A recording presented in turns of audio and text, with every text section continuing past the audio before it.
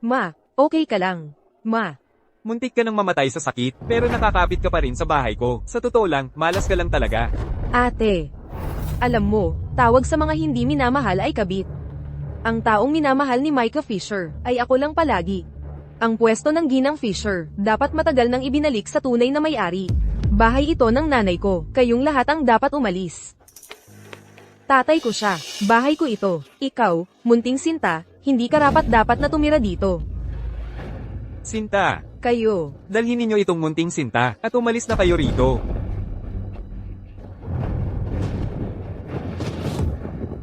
Ma, okay ka lang ba, Ma? Sinta, dalhin mo ang may sakit mong nanay, at umalis na kayo rito. Huwag nang magpumilit pa dito, nadudumihan ang aking bilya. Kung gusto mong mamatay, lumayo ka. Donna, hawakan mo si Papa.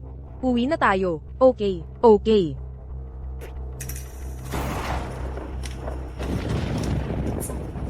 Ma, gising ka, Ma.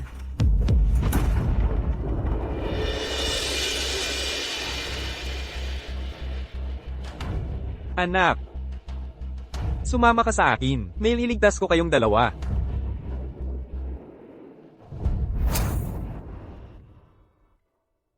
Senior sister, may mensahe ang pamilya Fisher, na nakaset na ang kasal mo sa pamilya Ford. Oras na para bumaba ng bundok at magpakasal.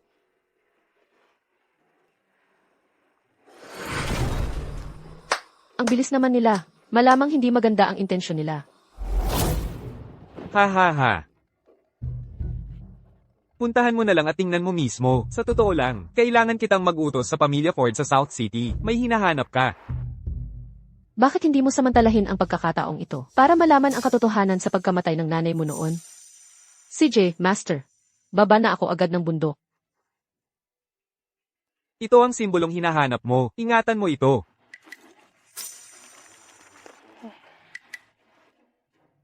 CJ, Master.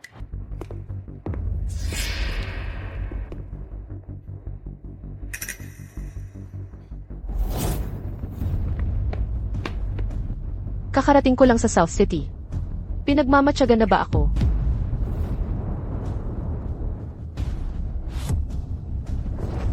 Huwag kang maingay. O kaya, papatayin kita. Hindi pala ako ang hinahabol nila. Nandito.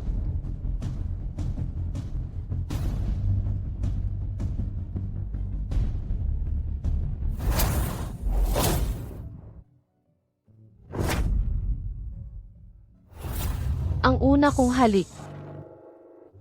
Isang batang magkasintahan. Doon siguro siya pumunta. Sundan mo siya.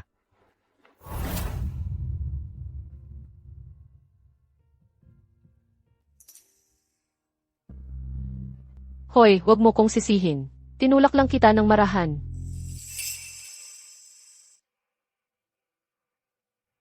Wow, ganito kalala ang sugat mo. Buti na lang nakasalubong mo ako. Kung hindi, kahit ang pinakamagaling na doktor sa mundo ay hindi makakapagligtas sa'yo.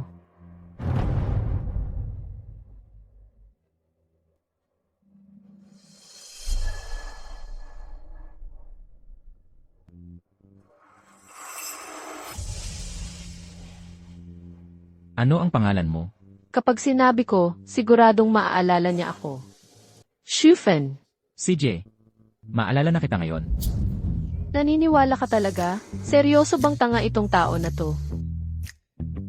Iniligtas ko ang buhay mo. Paano mo ako pasasalamatan? Kung hindi, pwede kitang paglingkuran. Tingnan mo, nandito na yung mga humahabol sa'yo. Ang kapal ng mukha mong mangganso sa lola mo dito. Kahit gaano ka pa kagwapo, hindi tama yon.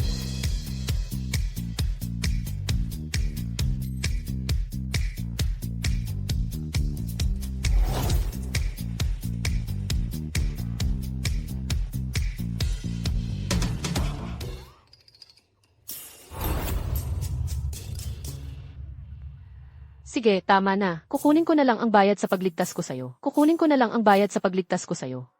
Hanggang sa muli. Boss.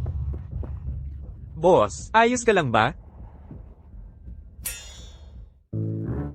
Boss, mukha mo. Anong nangyari?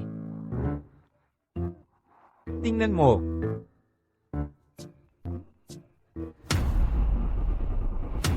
Magpadala ng alerto sa buong lungsod para sa babaeng nagngangalang Shufen. Magpadala ng alerto sa buong lungsod para sa babaeng nagngangalang Shufen.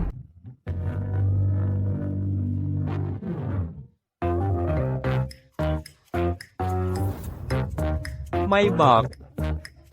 Portia. O kaya isang black card. Swertehin mo na talaga. Marunong talagang magpasikat ang pamilyang Ford. At lahat ng ito ay para sa prom ding iyon, hindi man lang sinisigurong karapat-dapat siya. Kung hindi kanya pakakasalan, mapapangasawa niya lang. Ang batang lalaki ng Ford, may kapansanan, magulo ang ugali. Kung mapunta siya doon, malamang hindi siya magtatagal. Sa panahong iyon, hindi ba sa iyo mapupunta ang lahat? May punto ka naman pala. Dahil siya ang ipapakasal sa halip ko, kapag wala na siya, ako na ang bahala sa labi niya. Kara. Kunin mo, siguraduhin mong mapang-asawa mo ang mayaman. May darating na tao mula sa pamilyang Ford para sunduin ka. Magpapakasal. Kung ganoon kaganda, bakit hindi siya ang gumawa niyan? Kung hindi lumpo si Logan Ford, mapupunta kaya sa iyo ang pagkakataong ito? Kaya, gusto mong pakasalan ko ang isang lumpo. Kung pakakasalan mo siya, aalagaan ka nila araw-araw. Mas mabuti iyon kaysa magpakapagod ka sa probinsya. Iyon si Logan Ford.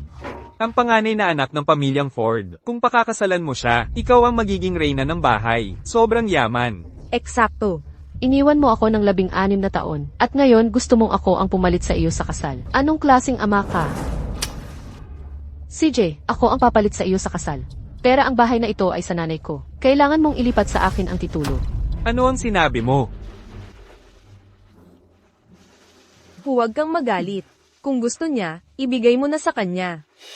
Kapag napangasawa na niya ang isang Ford, magiging magkadugtong na tayo sa kanila. Magbabago rin ang buhay natin. Ano ba talaga ang halaga ng isang lugar na tulad nito? Huwag mong isakripisyo ang malaki para sa maliit. Sige. Ibibigay ko sa'yo. Ginoo.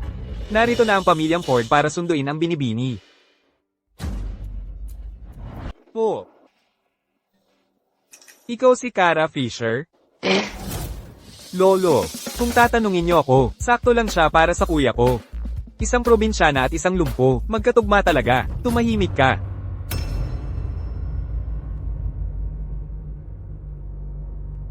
Halika rito. Patanjin ng mabuti sa'yo ni Lolo.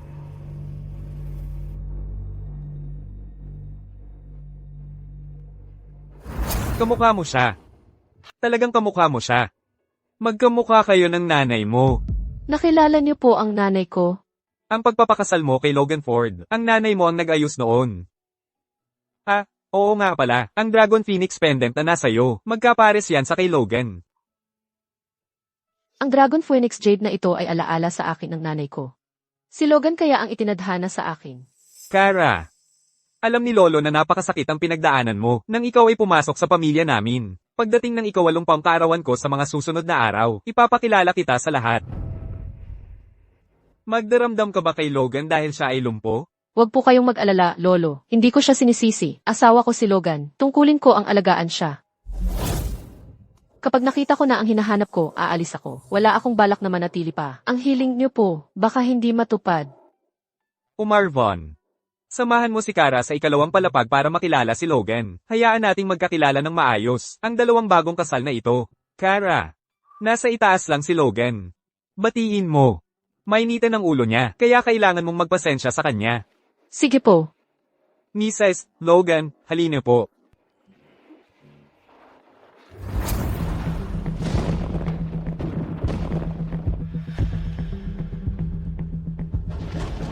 Matagal ko nang narinig na nagbago ang ugali ni Logan Ford nang madisable siya. Mukhang totoo ang mga chismis. Siya, yun. Sino ang nagpapasok sa'yo rito? Umalis ka. Ang mga binti niya ay maayos na maayos, pero nagkukunwaring may kapansanan. Kalimutan mo na. Mas mabuti na ang kaunting gulo kaysa marami. Kung makilala niya ako, wala na ako. Narito ako para makita si Logan Ford. Kaya galing ka sa pamilyang Fisher. Ang babaeng ipinadala nila. Ang pamilyang Fisher, talagang marunong magplano. Bago ako magalit. Umalis ka ngayon din. Hindi ako aalis. Alam mo ba kahit ang ibig sabihin ng manatili? Ano? Ang maging babae ko. Hindi ba dapat paralitiko ka? Gusto mo pa rin ang pagtatalit? Gusto mo bang subukan? Subukan ang ano? Tingnan mo ng sarili mo. Kung talagang kaya ko, sabihin mo sa akin. Sino ang nagpadala sa'yo rito? Iniiwasan ako ng lahat parang salot. Walang nangangahas magpakasal sa pamilyang ito. Sino ka talaga? Walang nagpadala sa akin. Grabe ang pagiging paranoid ng lalaking ito. Kung magpapatuloy ito, baka nga ako mapunta sa kanyang mga kamay. Mukhang kailangan ko na lang.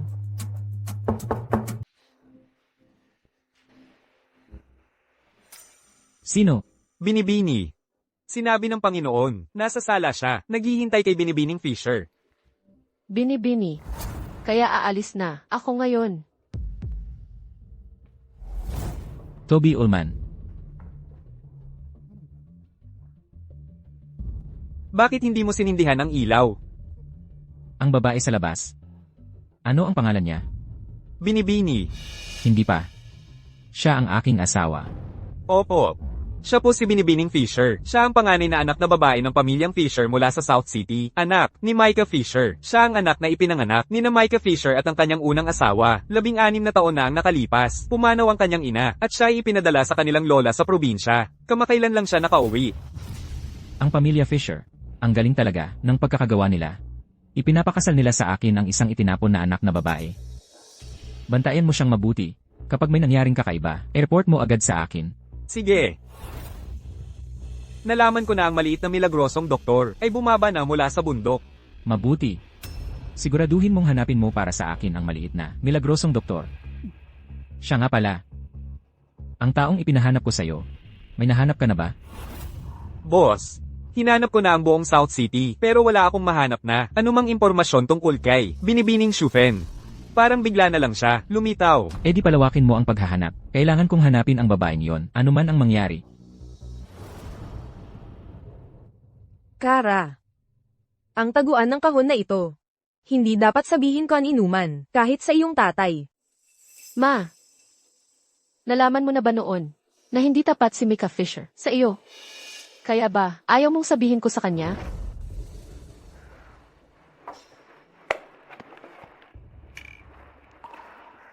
Ito ay isang libro tungkol sa medisina.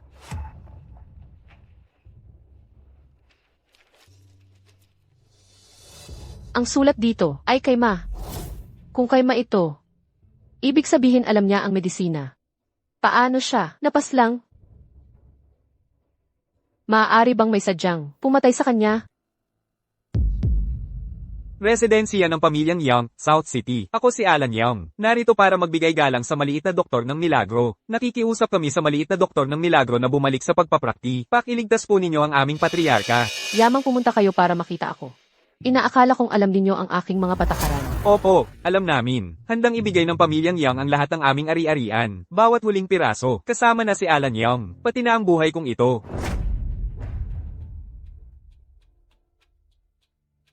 Gamitin ninyo ang reseta na ito.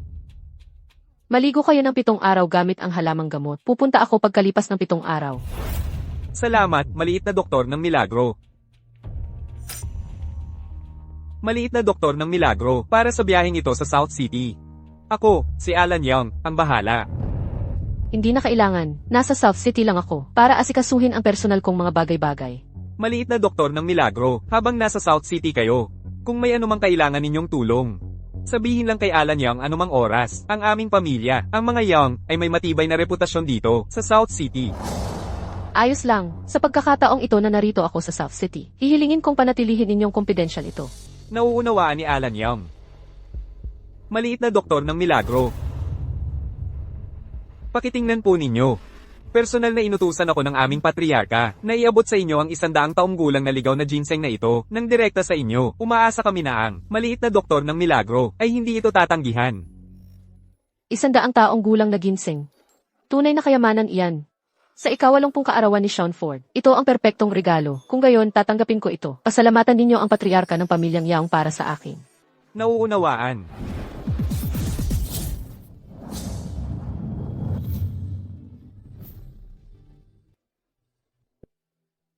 Tatay, todo-todo ang pamilyang Ford, di ba? Yung pilay na babaeng dumpling na yon, ay nakapag-asawa pa sa napakagandang pamilya. Sa pagkakataong ito, ay ang gintong pagkakataon natin para makalapit sa mga Ford. Mamaya, siguraduhin mong magpakatalino ka, ha? Nakuha ko. Nakuha ko, Donna. Pinagmamasdan ko. Lahat ng dadating ngayong gabi, galing silang lahat sa Southside. Ang daming makapangyarihan, at mayayamang pamilya dito, kung makikilala mo pa ang ilan. Sigurado akong mas maganda ang mapapangasawa mo, kaysa kay Cara Fisher. Lolo, ano sa tingin mo sa suot ko? Alam mo ba kung sino ang nagdisenyo nito? Sino? Siyempre, ang iyong pangalawang apo, ako. Haha, sige, mas mukha kang bata sa suit na yan. Sean Ford, maligayang ika-80 kaarawan. At ikaw ay? Ako si Micah Fisher. Ito ang aking asawa, si Diane Foster. Patriarka.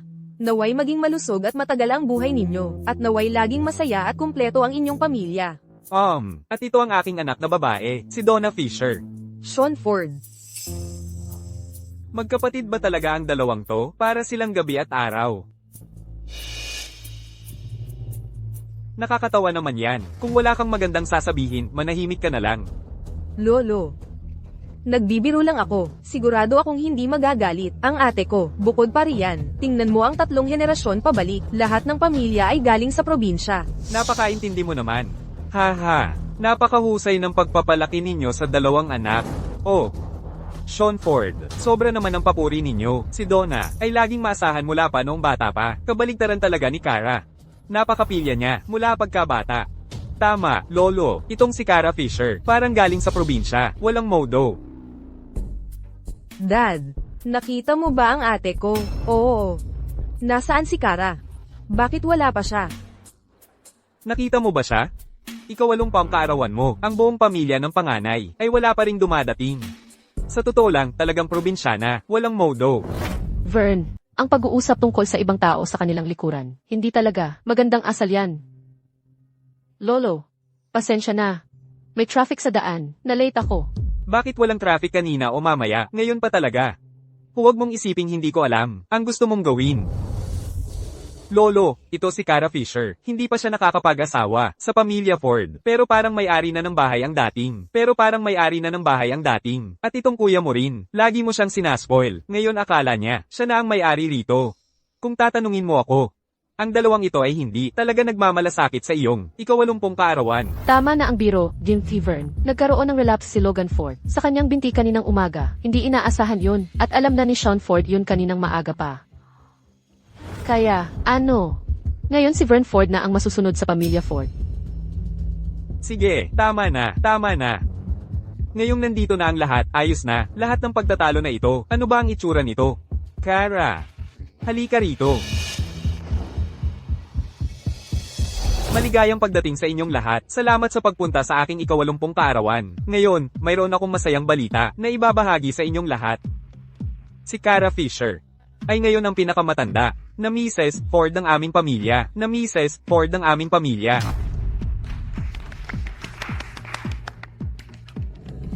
Kung tatanungin mo ako, wala siya. Kung ikukumpara kay Miss Gail White. Tama na yan. Matagal nang wala si Miss White. Ito. Narinig ko, ay kasunduan noong bata pa. Donna, hindi ba't naghanda ka ng regalo para kay Sean Ford? Hindi mo ba ilalabas para makita ni Sean Ford? Ilabas mo, Grandpa Ford. Pinili ko ang set na ito ng mga tasa na blue and white porcelain mula sa dinastiyang Song para sa inyo. Nais ko sa inyo ang kaligayahan at mahabang buhay na malusog. Lolo, ang mga tasang ito ay dapat nagkakahalaga ng milyon-milyon. Sa hitsura pa lang. Hahaha, napakaganda. Talagang pinag-isipan mo ito ng mabuti. Lolo, basta nagustuhan ninyo. Lolo, tingnan ninyo rin ang sa akin. Naglaan ako ng mahabang panahon.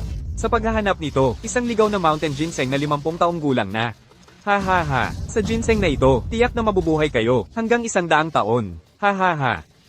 Vern, napaka-thoughtful. Marunong ka nang mag-alaga sa iyong lolo. Siyempre. Ate, ang tagal mong dumating. Siguradong may espesyal kang regalo para kay Lolo, di ba? Oo nga.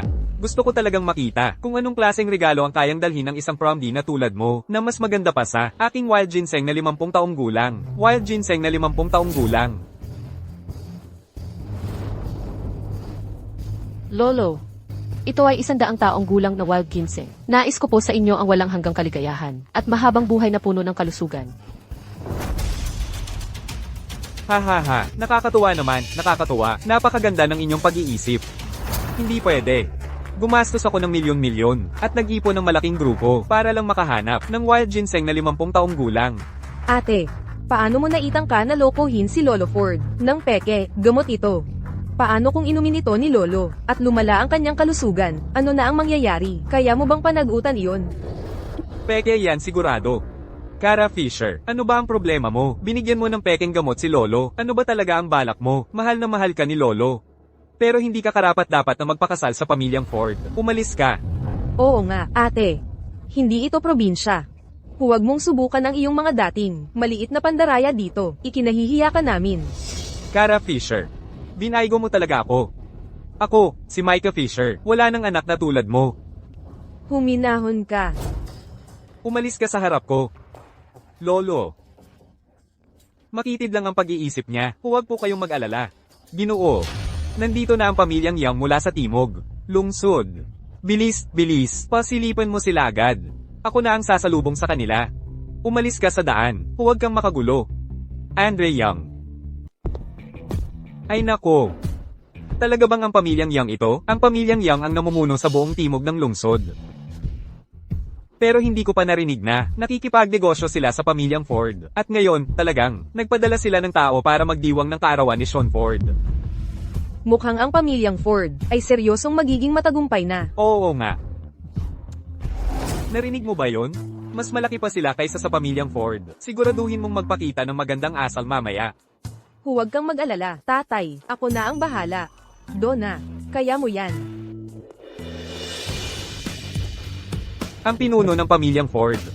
Andre Yang, ang inyong pagdating ay tunay na karangalan para sa amin.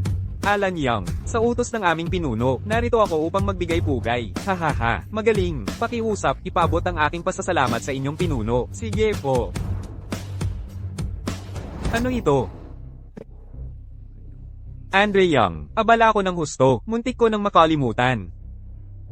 Ito ay galing sa babaeng yun. Nagpadala siya ng mga pekeng gamot na ito. Inutusan ko ang isang tao na itapon ang mga ito. Sandali. Sinabi mong itatapon mo ito? Oo. Oo. Nakakatawa naman.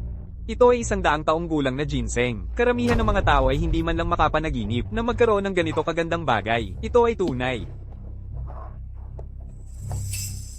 Andre Young.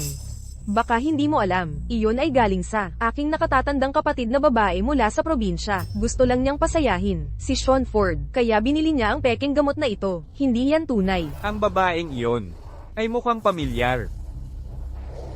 Huwag mo sabihin na nakita ko na siya saan man dati. Maaaring matanda na ako, ngunit mayroon akong ilang karanasan. Nakikilala ko kung tunay o peke ang isang bagay. Ito ay talagang tunay. Imposible yan. Andre Young, bakit hindi mo tingnang mabuti? Sa lahat ng bagay, maaari akong magkamali, ngunit ito. Batang henyong doktor. Tingnan mo mismo. Ang aking pinuno ay personal na nag-utos sa akin, na iabot ang 100 taong ligaw na ginseng na ito, nang direkta sa batang henyong doktor. Ikaw ay Andre Young. Mukhang, ang munting milagrosang doktora ay ayaw magpakilala. HMM. Ang aming pamilyang Young ay may 100 taong negosyo ng halamang gamot. Parang ako naman, ang sisira sa sarili kong reputasyon. Itong si Andrew Young, malamang ay nakilala ako. Imposible. Mali ang pagkakita mo. Hahaha. Nagkamali ba ako? Logan Ford, ang pamilyang Ford mo ay mayaman na mayaman. Kaya't parang wala lang ang paghagis ng 100 taong. Ginseng, parang, ang regalo ng aking pamilyang Young. Ay halos hindi napapansin ng pamilyang Ford. Kung ganun ang sitwasyon, ako, si Andre Young, ay aalis na. Andre Young.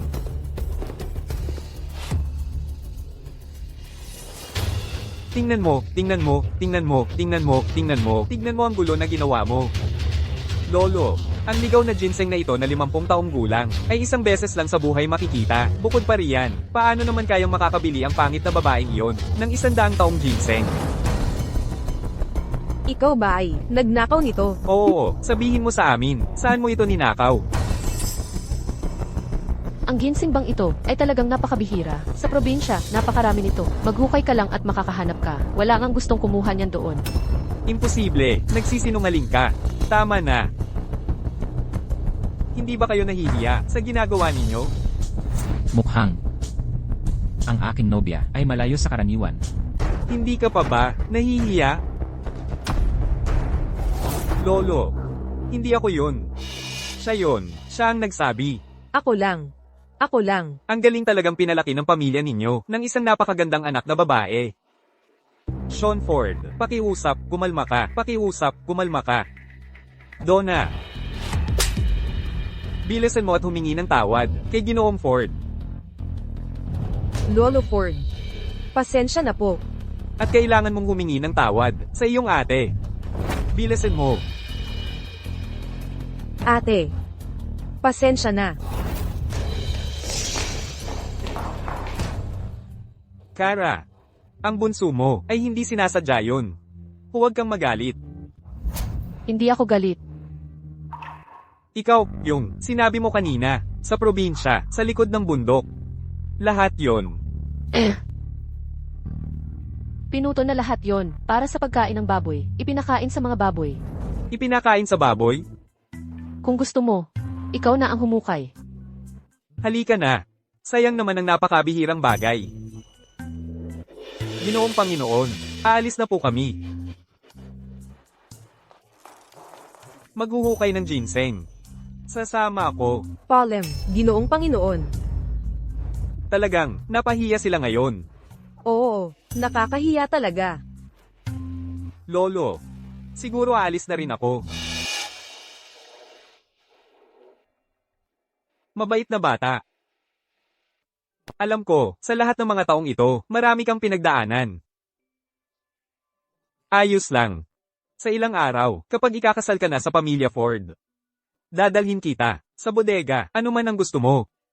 Kunin mo lang. Ayos lang po, Lolo. Ayos lang. Bilang isang lolo, hindi pa naman ganoon kalabo ang mga mata ko. Ginoo, Paano nagkaroon ng lason sa katawan ni Sean Ford? Mukhang mas komplikado ang mga usapin ng mga Ford kaysa sa inaakala. ang sabi ng patriarch, ang binibini, ay dapat dito magpapahinga ngayong gabi.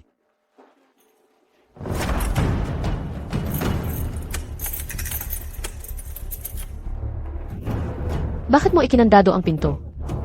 Buksan mo. May tao ba dyan? Tumigil ka sa pagsisigaw. Wala yang magagawa. Desisyon ni Lolo yan. Ano ang ibig sabihin yan? Huwag kang magbitiw ng salitang hindi buo. Sabihin mo ng diretso sa akin. Hindi mo pa rin ba maintindihan? Ano?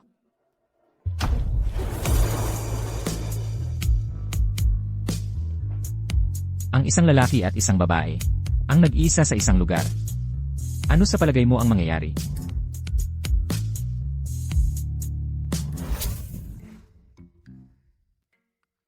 Pero hindi pa nga tayo kasal.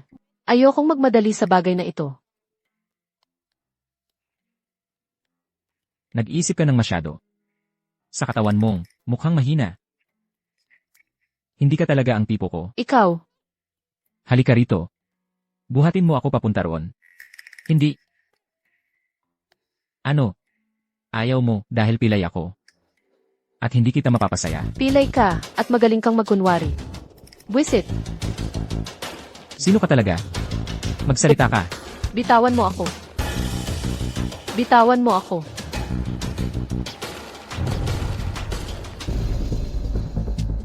Marunong ka ng medisina. Naku, nahuli na ako. Mabuti pang, aminin mo na lang.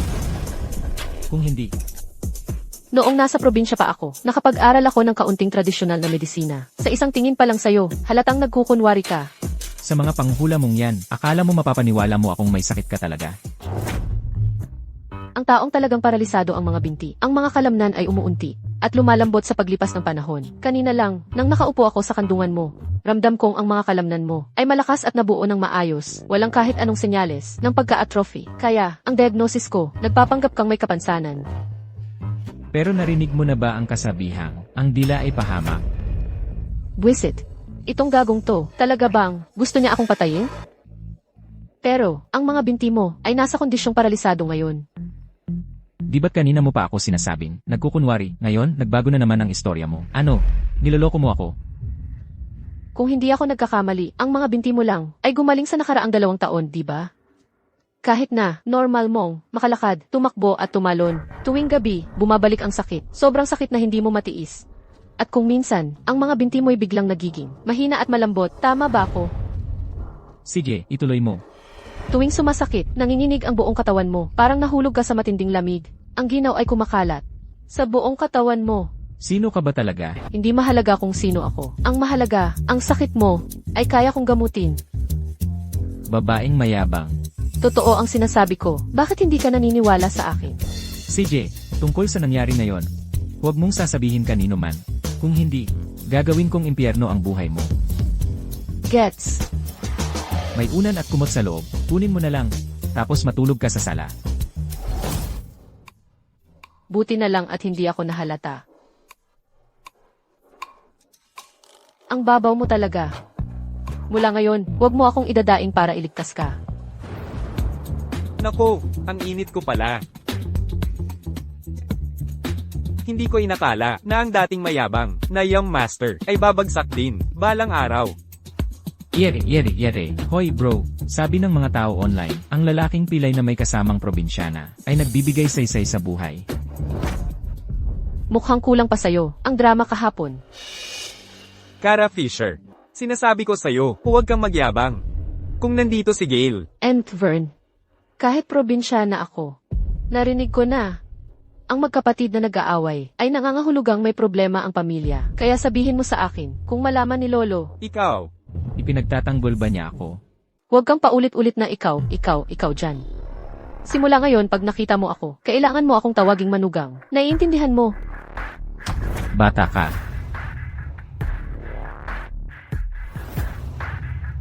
sige. Probinsyana lang, akala niya pwede siyang mag-utos sa akin? Hintayin niyo lang. Kara, ngayong ikakasal ka na sa pamilya Ford, kamusta naman ang pakikitungo sa'yo ni Sean Ford? Mabuti naman siya sa akin. Ano ba? May gusto sanang pag-usapan sa'yo ang tatay mo. Narinig ko. Lahat ng nasa pamilya Ford ay may allowance. Dahil bago ka pa lang, doon. Dapat ay magpabango ka sa matanda. Humingi ka rin ng ilang milyon.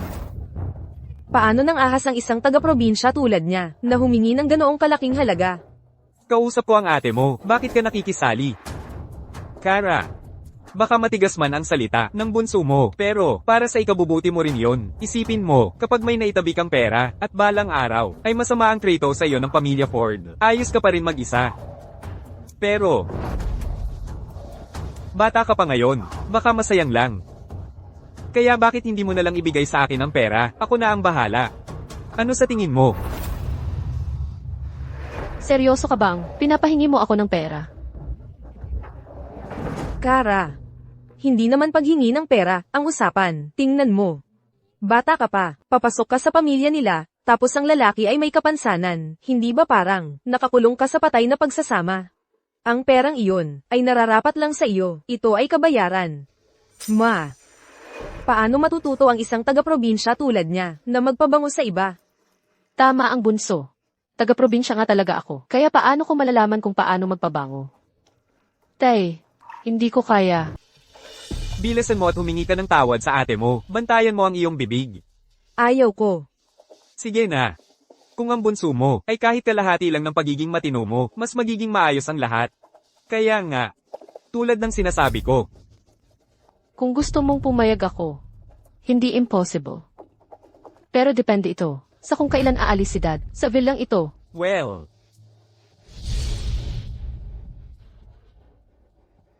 sige. Ako na ang aalis. Ako na ang aalis. Isang probinsyana ka lang, bakit kami pa ang aalis? Bahay namin ito, huwag mong isipin na dahil kasama mo ang pamilya Ford, ay pwede mo na kaming utusan. Pasensya na. Sa akin na ngayon ang villang ito. Ma, tingnan mo siya. Lagi niyang ginagamit ang pangalan ng pamilya Ford, para apihin ako, ngayon gusto pa niya kaming paalisin sa villa. Tandang bata ka. Ang tatay mo ay nakikipagplastikan sa isang walang kwenta, para lang makakuha ng pera mula sa pamilya Ford. Walang paraan, nahahayaan kong apihin ng isang walang kwenta, ang anak ko. Donna, huwag kang mag-alala. Nakipag-ugnayan na ako, sa pamilya, Young. Ang mga Young, ang mas makapangyarihan kaysa sa, mga Ford. Ma, paano mo nagawa iyon? Bukas, gagastos ako ng malaki para papuntahin si Irene Dunn, sa bahay ng mga Young, para gamutin ang kanilang pinuno ng pamilya. Sa oras na iyon, hindi lang tayo magiging tagapagligtas ng mga Young, kalimutan mo si Kara Fisher, kahit ang mga Ford mismo, ay kailangan kang ituring bilang isang bisitang pinapahalagahan.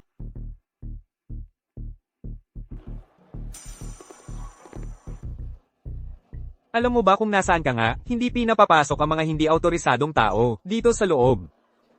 Ang bastos. Andre Young, sandali lang po, sino ka?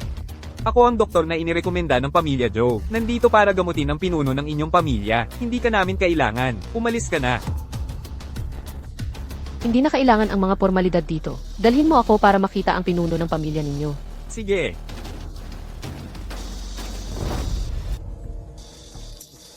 Nandito na ang munting milagrosang doktor. Hindi na namin kailangan ng doktor dito. Umalis ka na. Siya ang milagrosang doktor.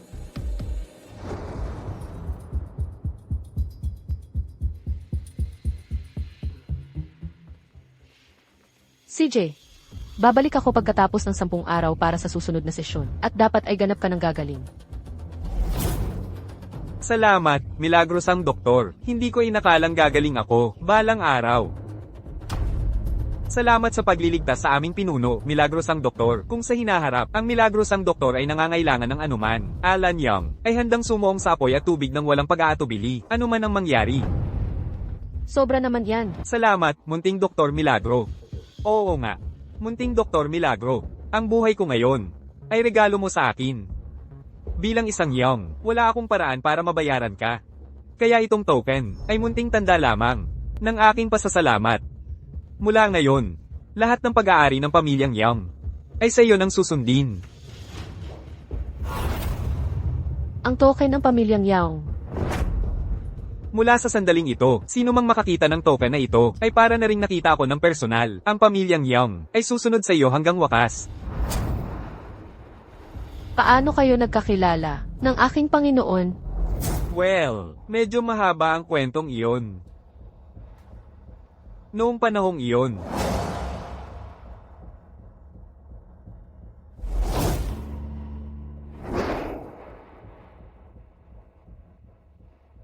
oo nga.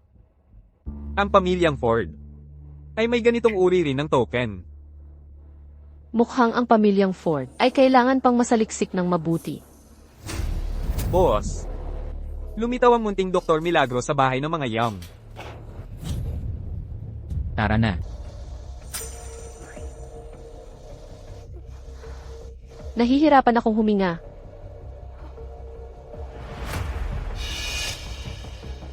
Ikaw pala. Shufen. Hinahanap kita. Alam mo ba yon? Ikaw, hinahanap mo ako. Sa buong buhay ko, wala pang nangahas na maglagay ng kahit ano sa mukha ko. Tingnan mo, may humahabol sa'yo na paparating.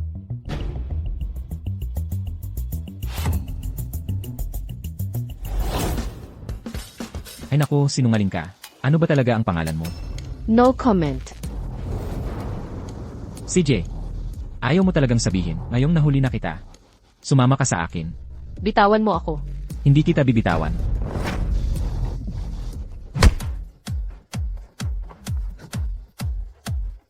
Ang mga galaw niya. Bakit ang lapit ng pagkakahawig sa kay Kara Fisher? Boss, Sabi ng pamilyang Young, umalis lang yung munting Dr. Milagro. Sundan mo siya. Alamin mo kung ano ang totoong pangalan niya.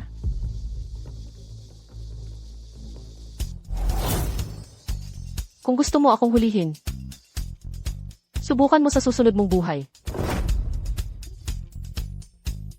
Huwag kang hamarang sa daan kapag naglalakad. Ito ay bar ito. Naipit ako sa bahay sa dami ng mga alituntunin. Hindi man lang nakalabas para mag-bar. Hoy. Hindi ka pwedeng pumasok.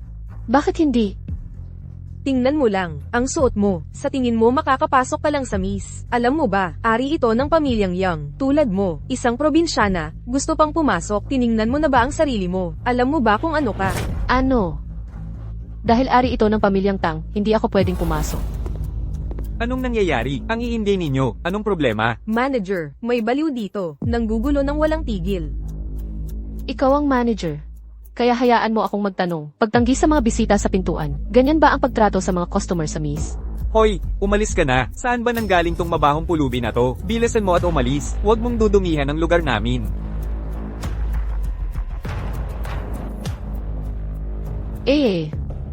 Paano kung ganito? Ang badge ng pamilyang Young. Balita ko, 5 lang ang badge sa buong pamilyang Young. Bawat may-ari nito ay itinuturing na pinagpipitaga ng panauhin ng pamilyang Young. At kung kinakailangan, maaari nilang utusan ang buong sambahayan ng Young. Manager, nagkamali ka ba? Saan galing tong batang to? Paano siya nagkaroon ng badge ng pamilyang Young? Hindi ako nagkakamali. Ito ay talagang badge ng pamilyang Young. Kung gayon, ninakaw niya yan. Bobo ka ba? Akala mo ba madaling magnakaw sa pamilyang Young? Tsaka, tingnan mo ang binibini, halatang mayaman ng pamilya. Ang mga taong tulad niya ay walang katumbas ang halaga. Tiyak na nakuha niya yan mula sa pamilyang Young. Pero, Pwede na ba akong pumasok? Siyempre, dito po, binibini. Ikaw ay tinanggal na.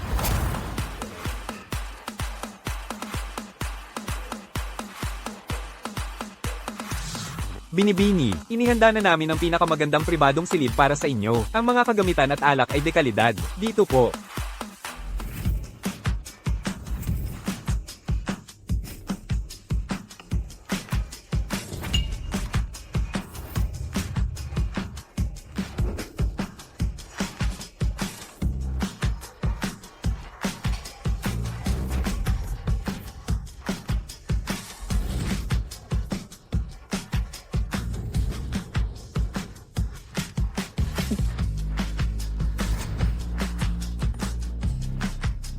Ang sarap. Ang ganda talaga.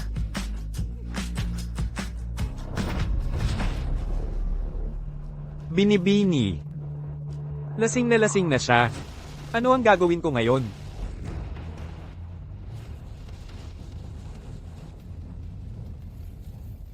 Kara Fisher, bakit kaya siya tumatawag sa akin? Hello.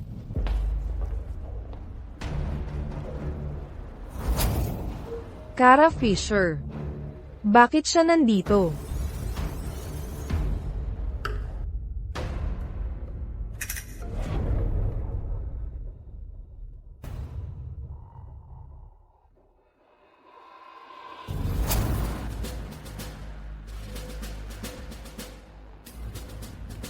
Hala, hindi naman gaanong kaakit-akit ang babaeng ito, pero ang ganda ng katawan niya. Pare, masarapan ka. Huwag kang magmadali. Ako muna ang mauuna, tapos sa iyo na siya. Salamat, pare. Hoy, nandito na ang kapatid mo. Bitawan mo ako. Pigilan siya. Bitawan mo ako.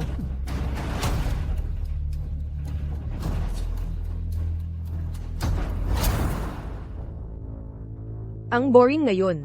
Oo. Parang hindi masyadong. Maraming tao ngayon.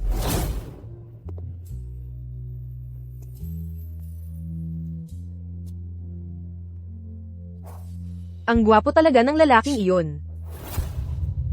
Donna Fisher, paano kung pumili ka ng isang hamon at subukang lamandisa ang gwapong lalaking iyon? Sige. Panoorin mo akong mapasa kanya siya. Nakita mo ba ang isang babae na may suot na salamin na may itim na frame? Hindi ko siya nakita. Hoy, guwapo, mag-isa ka lang ba dito? Hoy, guwapo, huwag kang umalis. Umusog ka. Mayabang siya. Gusto ko iyon.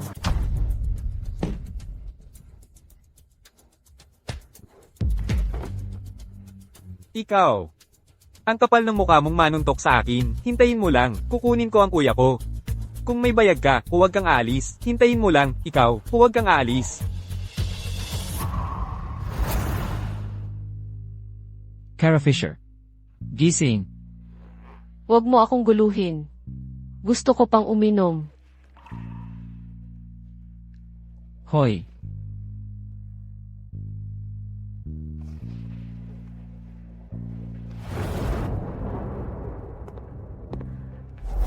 Hoy, guwapo. Bitawan mo ako. Gusto ko pang uminom. Hoy, guwapo, kalimutan mo na itong pangit na babae. Samahan mo na lang ako. Umalis ka. Hoy, pare, payatat lang yan. Mas maganda ako kaysa sa kanya. Gusto mo subukan ako. Siguradong masisiyahan ka. Kadiri. Hindi ako kadiri. Wala pang nakakapagkamot sa akin. Ako. Umalis ka dyan. Ito, probinsyana. Hindi kita kakampi kailanman.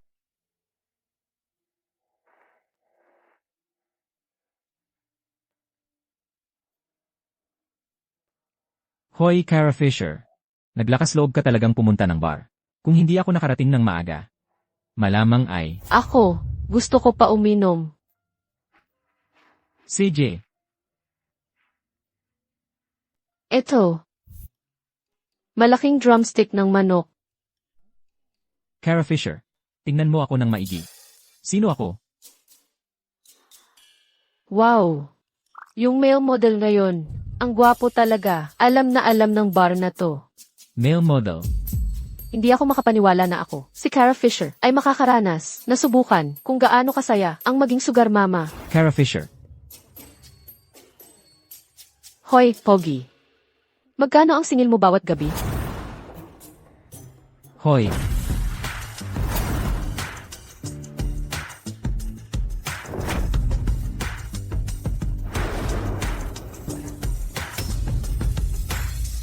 Shufen.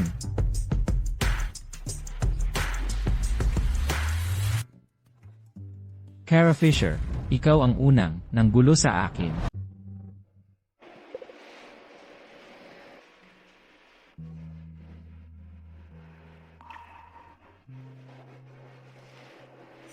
Ano nang nangyayari? Kagabi. Logan Ford. Bakit siya nandito? Wisit, dapat nakita na niya ang itsura ko talaga. Logan Ford, yang gago. Alam na siguro na ako yung nasa araw na iyon. Impossible. Oras na para tumakbo at umiwas sa problema.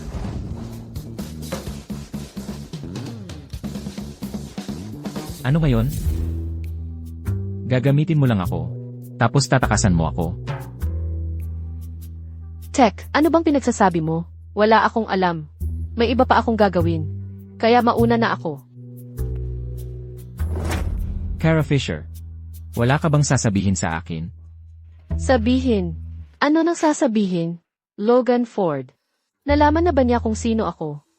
Kagabi. Paano mo pananagutan ang ginawa mo sa akin? Pananagutan? Matatanda na tayong lahat dito. Ang paggawa ng kalokohan pagkatapos uminom ay hindi naman talaga. Kailangang kipanagutan, di ba? At saka, kadalasan ang mga babae ang talo sa mga ganitong sitwasyon. Ganoon ba? Eh bakit pakiramdam ko, kamukha mo? Ang isang taong kilala ko. Ang pangalan niya ay Shufen. Tapos na. Ang tagal ng galit niya.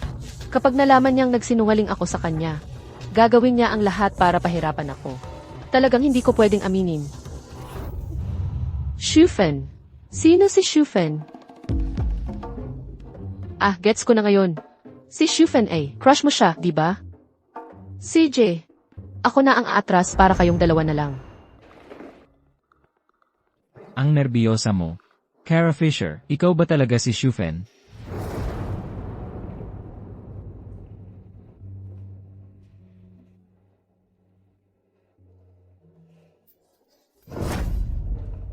Kara Fisher, ikaw.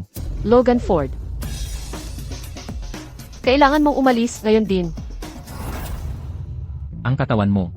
Parang hindi ko pa naman nakita ang lahat.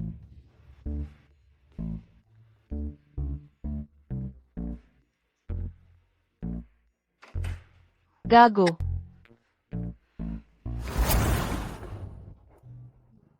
Ginawa ko itong almusal para sa'yo. Hindi ko alam kung ano ang gusto mo. Kaya gumawa ako ng Chinese at Western options. Ito lang talaga ang ginawa mo. 2 serving lang. Ikaw ang unang pumili, ako na lang ang kakain ng matitira.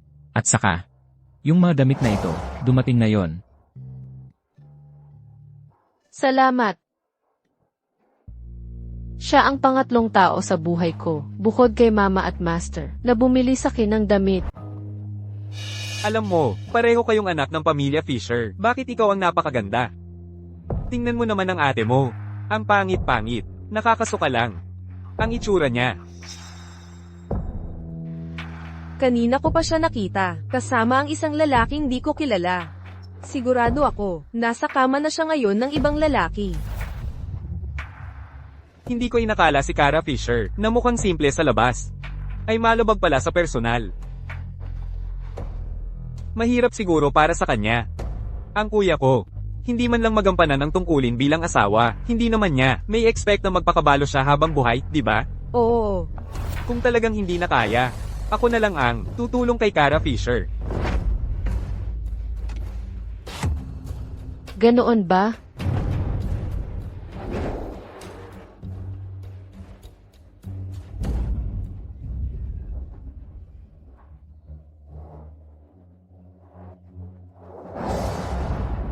Kara Fisher.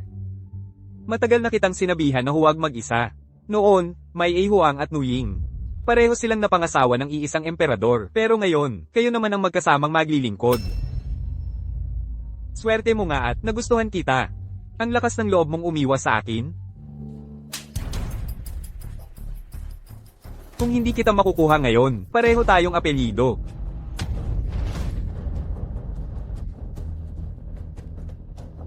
Kahit paluin ka, nakakadiri. Ayoko pang madumihan ang kamay ko. Kara Fisher, anong ginawa mo sa akin? Malinaw naman, tinutulungan kita na maputol ang pangit mong ugali ng pagbubuga ng basura palagi. At ikaw, sa akin ang bahay na ito. Kung muling makapasok ka dito ng palihim, hindi na ako magiging mabait pa. Ang bahay na ito ay kay tatay. Pupunta ako rito kahit kailan ko gusto. Ikaw na pangit na halimaw. Akala mo mapapaalis mo ako. Guardia, may pumasok sa bahay ko. Sige. Hintayin mo lang. Aalagaan kita pagkatapos kong matapos ang negosyo ko. Palitan ko na ang code ngayon din. Tingnan natin kung paano ka makakapasok pagkatapos.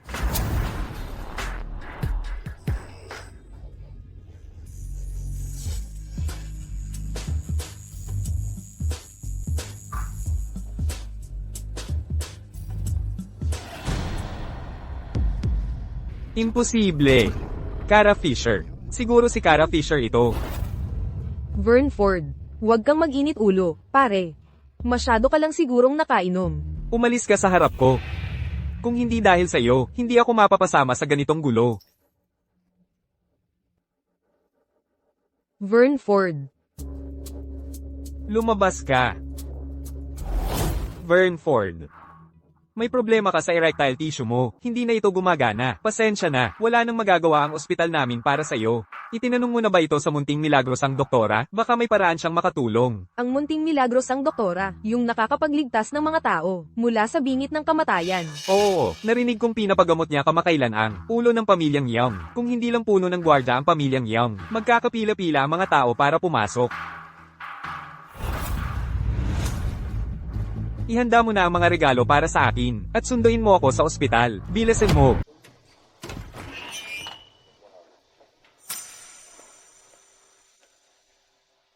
Hoy, ganda, mag-isa ka lang ba dito? Gusto mo bang magsama tayo? Magkape kaya tayo? Bitawan mo ako. Hoy, ang ganda-ganda mo. Wala akong ibang intensyon. Gusto lang kitang maging kaibigan. Umalis ka. Kilala mo ba kung sino ako? Ang kapal ng mukha mong tratuhin ako ng ganyan. Alam mo bang ikay walang galang? Sa munting Dr. Milagro, wala akong pakialam kung sino ka. Ikaw pala ang munting Dr. Milagro? Munting Dr. Milagro, pakitingnan mo naman ako, huwag kang mag-alala, hindi problema ang pera. Munting Dr. Milagro, pakiligtas naman ang buhay ko. Umalis ka sa harapan ko. Hindi ko mahanap ang gusto ng guro. Paano kaya kung ipahanap na lang sa Pamilya Ford? Pwede akong pumayag na tulungan ka. Pero meron ba kayong Pamilya Ford ng anumang bagay na mahalaga o sapat ang halaga para ipagpalit? Maraming kayamanan. Sa kwarto ng pag-aaral ni Lolo, kung meron, baka pag-isipan ko. Narinig ko na pumasok si Vern sa kwarto ng pag-aaral, at ikinulong siya ni G. Ford. Oo, laging ipinagbabawal ang kwarto ng pag-aaral. Sa pagkakataong ito, talagang sumobra na si Vern kay G. Ford. Ang mga piraso ng pendant na jade ay maaaring nasa kwarto nga ng pag-aaral.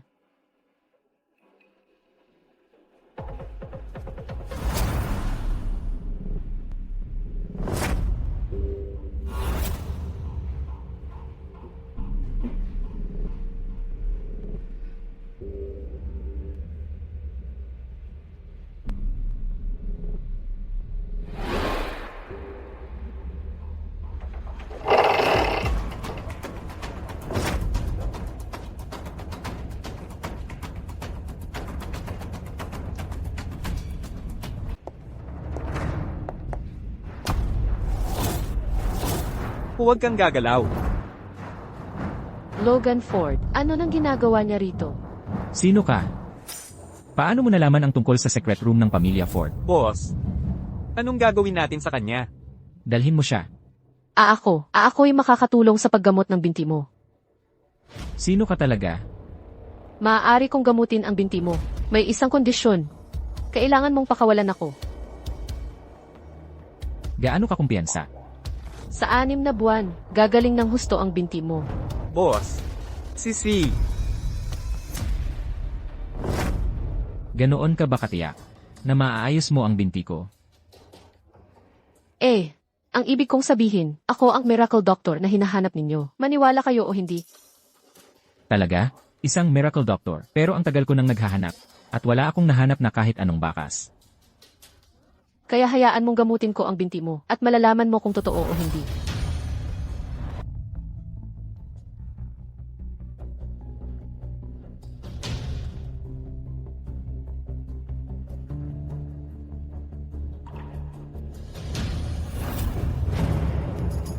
Ang binti mo, sa nakaraang 2 taon lang nagsimulang gumaling, di ba? Kahit na kaya mo nang makalakad at makagalaw ng normal, tumakbo at tumalon. Sa gabi, halos hindi na matiis ang sakit. Minsan, bigla na lang nawawala ng lakas ang binti mo. Tama ba ako? Kung hindi ako nagkakamali, sa nakaraang 2 taon lang nagsimulang gumaling. Ang binti mo, kahit na ngayon ay kaya mo nang maglakad ng normal, tumakbo at tumalon. Bumabalik pa rin ang sakit tuwing gabi. At bigla na lang nawawala ng lakas ang binti mo nang hindi mo namamalayan. Hindi ba tama yon? Paano nangyaring pareho ang sinabi ng taong ito sa sinabi ni Kara Fisher? Ngayon, naniniwala ka na ba na ako ang miracle doctor? CJ, sa loob ng 6 na buwan, kung hindi ko mapagaling ng lubusan ang binti mo, ako ay magbabayad ng buhay ko.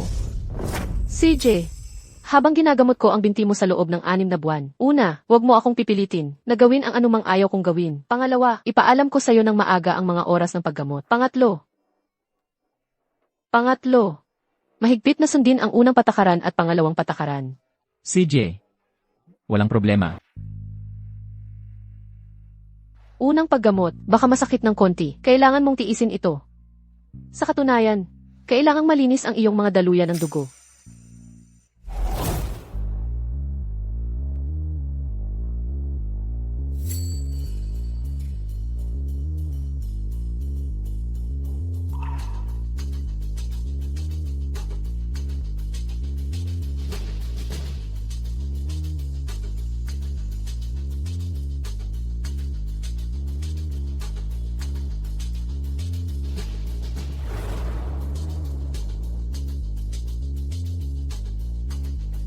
Sa loob ng 10 minuto, parang nahuhuli ka sa pagitan ng yelo at apoy. Ito ang pinakamasakit na bahagi. Kailangan mong magtiis.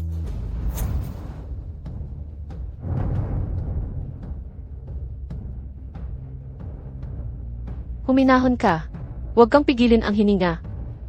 Humigop ng hangin. Ibuga ang hangin. Humigop ng hangin. Ibuga ang hangin. Magtiis ka lang ng kaunti pa. Makakaramdam ka ng ginhawa sa ilang sandali.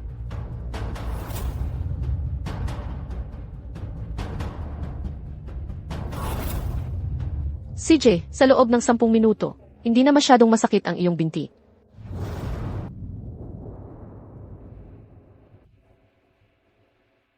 Sumasakit pa rin ng kaunti ang binti ko.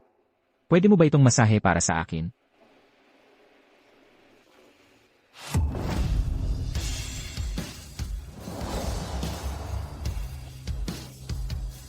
Ikaw.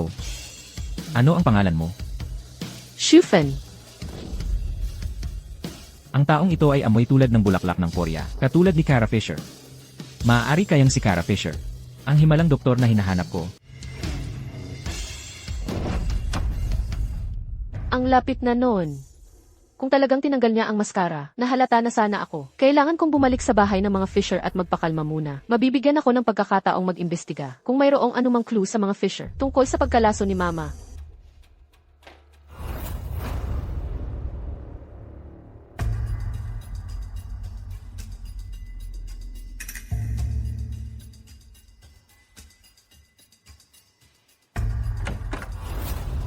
Boss.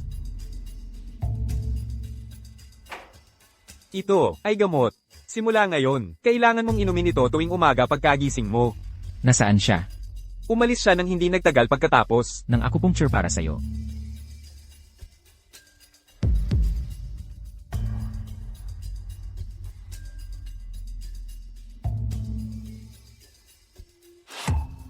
Boss, ang binti mo, kaya mo nang tumayo ng mag-isa ngayon kahit walang tumutulong. Ito, talagang gagaling ka, ano? Nasa treatment stage pa rin tayo. Kaya kailangan ko pang magpanggap. Ah, gets ko. Kumusta na ang bagay na ipinaimbestiga ko sa'yo? Tiningnan ko, pero ang record ng young madam ay malinis, parang blankong papel. Wala kang nahanap kahit ano. Kara Fisher, ang galing mo talagang magtago ng bakas mo. Magpatuloy ka sa paghukay. Ang ganda ng suot mo sa'yo. Sinabi ko nang bilhin mo, bakit hindi mo binili? Hindi pa ako nakakapagdesisyon.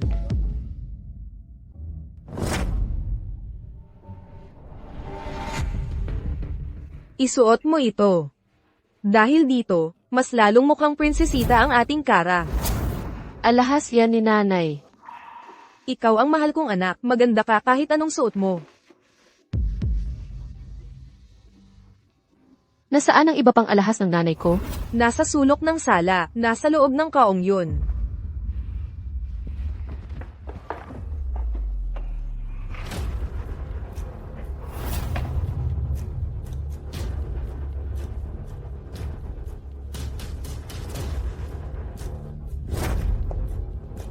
Nahanap ko na lahat ng kalat mong yan.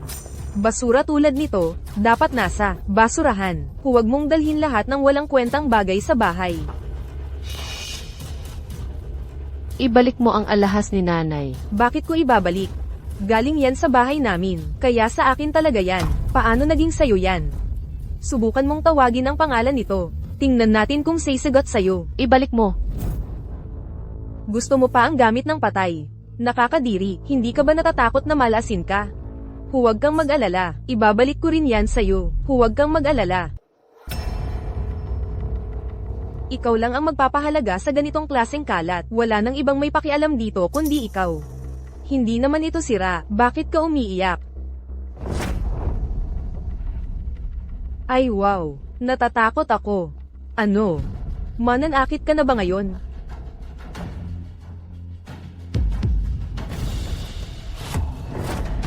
Kara Fisher. Anong ginagawa mo? Seryoso ka bang mananakit ng sarili mong kapatid? Alam ko na.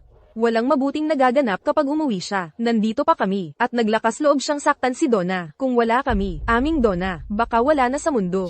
Dad, Mom. Huwag ninyong sisihin si ate. Ako ang sumagot sa kanya. Wala siyang kinalaman doon. Narinig mo ba yan? Kahit ganito ang kapatid mo, pinagtatanggol ka pa rin niya. Hindi ako.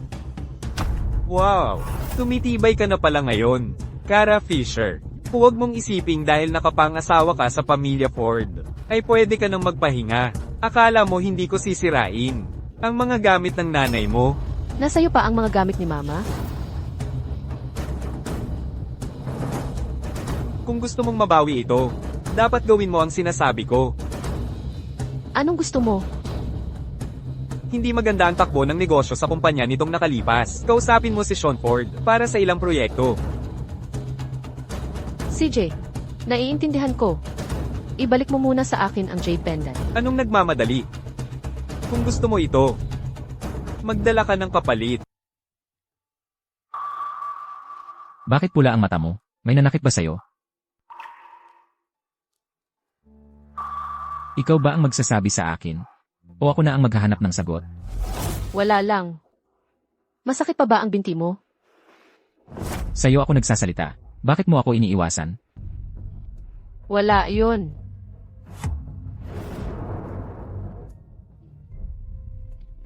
Bitawan mo ako. Hayaan mo akong bumaba. Medyo gabi na ngayon. Gusto mo bang dito ka na lang magpahinga? Ano? Ang sabi ko. Gusto mo bang tumuloy? Hindi. Hindi na kailangan.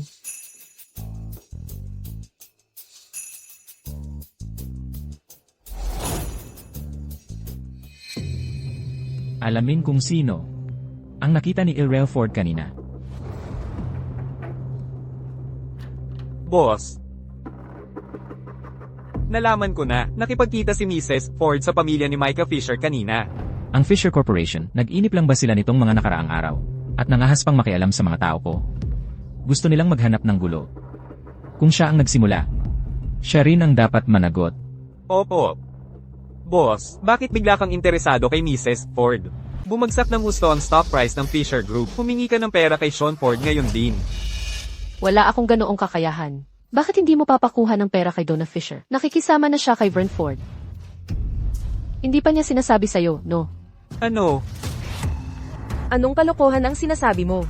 Noong huli kitang makita, kasama mo pa ang iba't ibang kaina-hinalang tao. Nandadaya ka kay Logan Ford. Paano ka nagkakaroon ng ganoong kapal ng mukha? Nang walang pahintulot ko. Bago kayo ikasal ni Logan Ford, hindi ka pwedeng umalis sa bahay na to. Bantayan niyo ang binibini. Huwag niyong papayag ang lumabas siya sa mansyon na to.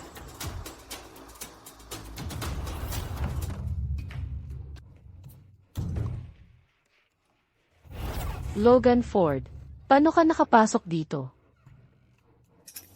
Ibalik mo sa akin.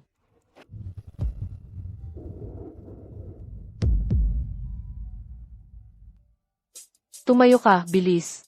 Parang hindi ka man lang nagulat na makita ako. Parang alam mo mula pa sa simula na darating ako. Hindi ba't nagpapagamot ka kamakailan? Miss, ayos ka lang ba? Ayos lang ako, hindi na kailangan.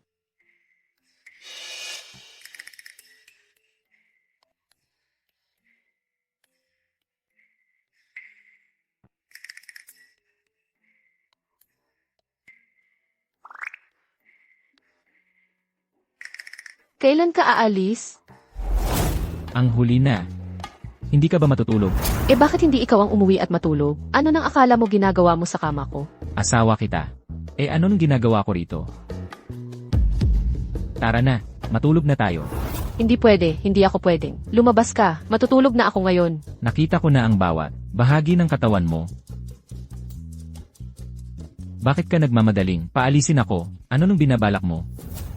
CJ, kung gusto mong matulog, pero sisingilin kita ng upa. CJ, ipapadala ko sa'yo ang pera bukas. Huwag kang lalampas sa linyang ito. Kung hindi, palalayasin kita. Cara Fisher. Hoy, bakit hindi ka lalabas ngayon? Hindi ka ba lalabas para hanapin ang kasintahan mo? Hindi ka ba lalabas para hanapin ang kasintahan mo? Hindi naman. May nakakulong ba sa bahay? Ginoo, ginang, binibini, may tao sa labas. Sabi nila kasama sila ng pamilyang Fisher. Nagdala sila ng mga damit para sa panganay na binibini.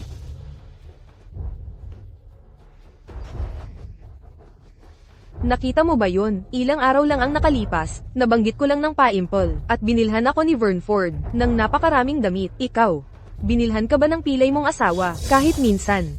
Kara, dapat talagang matuto ka kay Donna. Magkapatid kayo. Tingnan mo si Donna, napaka-maalalahanin niya. Tapos tingnan mo ang sarili mo. Donna, puntahan mo at tingnan kung ano ang dinala nila para sa iyo. Cara Fisher, sigurado ako, hindi mo pa nakikita ang ganito karaming mamahaling regalo sa buong buhay mo. Para sa akin ba ang lahat ng ito? Para po ito kay Binibining Fisher. Cara Fisher, nakita mo ba yun? Ang bait-bait sa akin ni Vern. Simula ngayon, nakatira na ako sa isang mansyon. Mga designer brands na ang suot ko.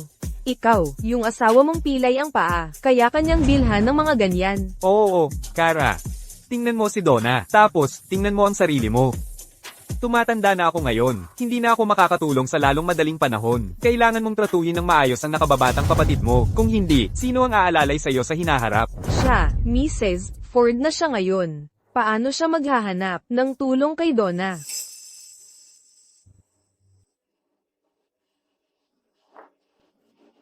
Ang ganda nito. Teka, sandali. Mali ang size na ito. Nagkamali ba kayo? Tama ang size. Para kay Miss Fisher.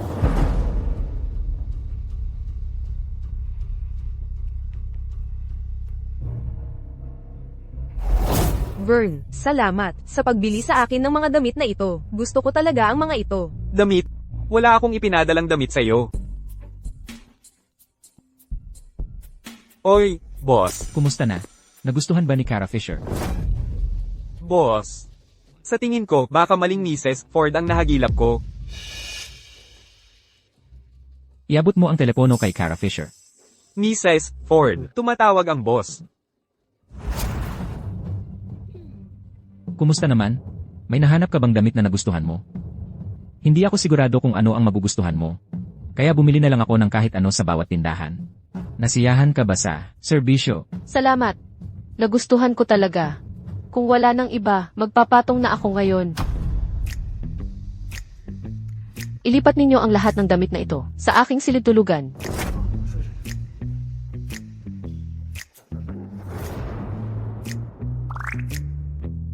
Sinabihan ako ni Logan Ford na lumabas. Excuse me, pwede ba akong lumabas? Siyempre naman. Pwede ka namang lumabas. Bakit ang yabang-yabang niya? Pa, wala talagang respeto sa'yo. Anong ginagawa mo rito? At, bakit bigla kang nagdala ng damit para sa akin? Napansin ko kakaunti lang ang damit mo. Kayong mga babae, hindi ba't lahat kayo mahilig sa bagong damit? Bilang girlfriend ko, hindi kita pababayaan. Ano man ang meron ng iba, kailangan meron ka rin. At kung wala ito sa iba, kailangan meron ka pa rin.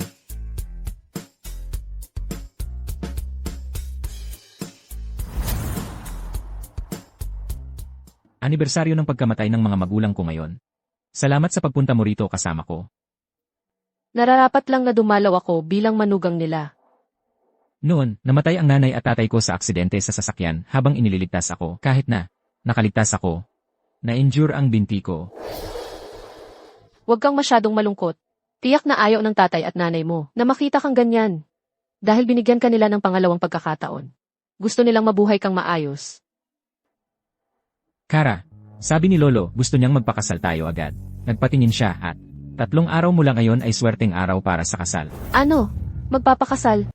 Noong una, nang sumali ako sa Pamilya Ford, para lang mas madali kong mahanap ang kailangan ko. Hindi ko talaga balak magpakasal sa Pamilya Ford. Masyadong komplikado ang lugar na ito para doon. Ikaw, hindi mo naman talaga gustong magpakasal sa Pamilya Ford, di ba? O dapat kong sabihin, ayaw mo sa akin. Kung ayaw ko, paano ako makakapasok sa sikretong silid? At hindi ko matatapos ang trabahong ibinigay sa akin ni Master. Kapag natapos ko ito, pwede na akong umalis kahit kailan. Hindi yun. Iniisip ko lang, paano na pagdesisyonan ni Lolo na ikasal tayo? Nang maaga, Sabi ni Lolo, kapag ikinasal tayo agad, magiging great-grandfather na rin siya agad.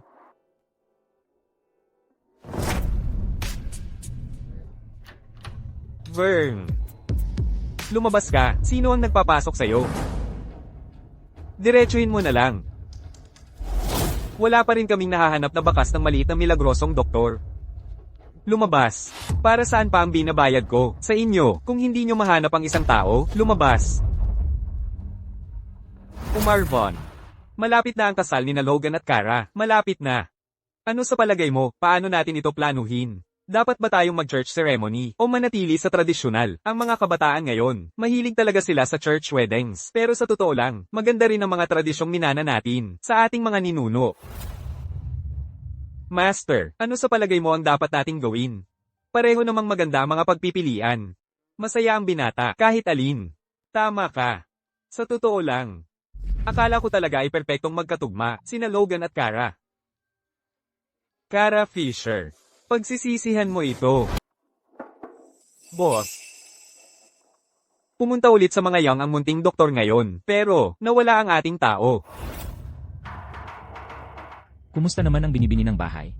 Narinig ko na ang binibini ay nakipag-away kay Donna Fisher. Pinagbabawalan pa rin siyang lumabas ng bahay. Pero, boss, nalaman ko kung saan tumira ang binibini bago siya bumalik sa pamilyang Fisher. Malapit talaga ito sa lugar kung saan ka nasugatan noon. Talaga? Oo, MHM.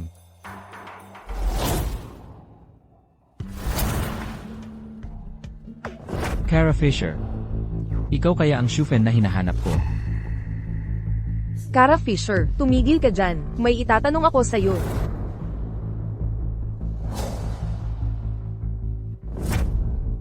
Kara Fisher, bakit ikaw ang nakapag-asawa ng mayaman, at nakikipag-hangout pa rin sa mga lalaking ganyan ang itsura? Probinsyana ka lang, karapat-dapat ka ba talaga? Ano nang ginagawa mo?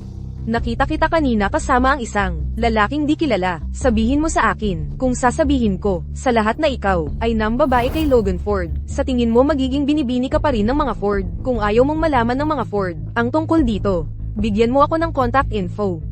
Sa ganoon, hindi ko na ito pag-uusapan. Mukhang wala siyang ideya na si Logan Ford ang susundo sa akin. Ganon ka ba kadesperadong malaman kung sino ang nasa kotse? Tigilan mo na ang pag-aaksaya ng oras at ibigay mo na. May kinalaman siya sa isang taong hindi mo kayang awayin. Sigurado ka bang gusto mong malaman? Baka pagsisihan mong makisali ka sa gulo. Ano? Ayaw mo. Anong pinagtatalunan ninyong dalawa? Tatay, nakita ko siya kanina, kasama ng isang kakaibang lalaki. Oh, di ba? Ikakasal ka na sa pamilya Ford. Babae ka lang. Paano ka hindi marunong kumilos? Walang hiya. Kung magloloko ka man kay Logan Ford, sabihin mo sa akin, saan naman ilalagay ng ating dalawang pamilya, ang ating reputasyon? Tatay, huwag po kayong magalit. Naniniwala ako na inosente si ate. Inosente, nakipagkita siya sa isang estranghero. Makinig ka sa akin, kung makita ito ng iba, saan ko naman ilalagay ang mukha kong ito? Tatay, paano kung ganito? Bigyan na lang ako ni ate ng contact number ng lalaki. Tatawagan ko para maayos ang lahat. Mas mabuti kung mapapaalis natin yung lalaking yun. Naririnig mo ba ako? Tawagan mo ang iyong kinakasama ngayon din. CJ, huwag mo lang pagsisihan.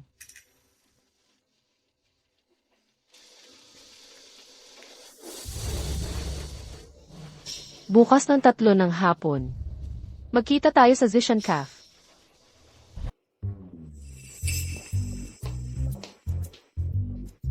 Hoy, guwapo, walang tao rito, di ba? Okay lang kung umupo ako rito, no? Umalis ka. Hoy, Pogi, huwag kang ganyan kasungit, dahil walang tao rito. Dito na lang ako uupo. Nakita dati. Yung babaeng kasama mo, may fiancé siya. At 2 lalaki ang nililigawan niya ngayon. Totoo yan.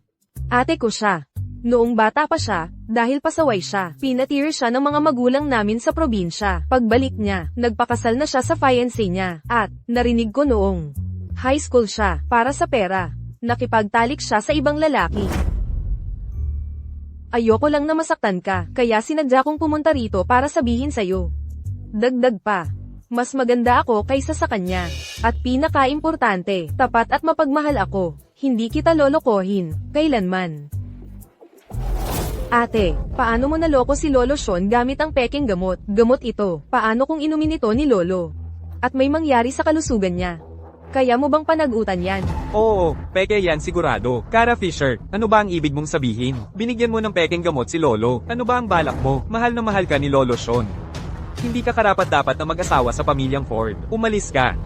Mukhang si Kara Fisher ay laging inaapi ng pamilya niya. Umalis ka sa harapan ko. Hoy, Pogi, ako. Umalis ka. Pinapunta ako rito ni Kara Fisher. Ngayon hindi man lang siya nagpakita. Nagluloko siya sa akin. Hintayin mo lang magbabayad siya.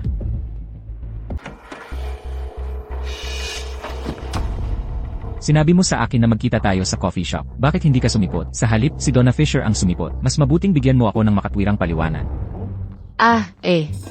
Talagang kasalanan ko ito. Pasensya na. Sabihin mo lang sa akin ang totoo. Sabi ni Donna Fisher, ikaw daw ang aking sikretong kasintahan. Gusto niyang makilala ka. Kaya ibinigay mo lang sa kanya ang numero ko. Ibig kong sabihin, parang interesado siya sa iyo. Bukod pa riyan, ang mga babaeng ayaw ng pamilya Fisher, hindi talaga magandang ideya. Pero iba si Donna Fisher.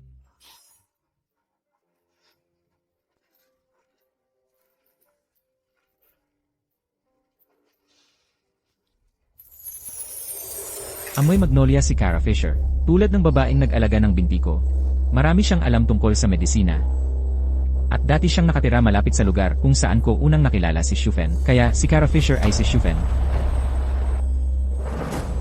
Kung tanggalin ni Logan Ford ang salamin ko, mabubuko ako ng lubusan. Huwag mong tanggalin ang salamin ko. Hindi ako makakakita.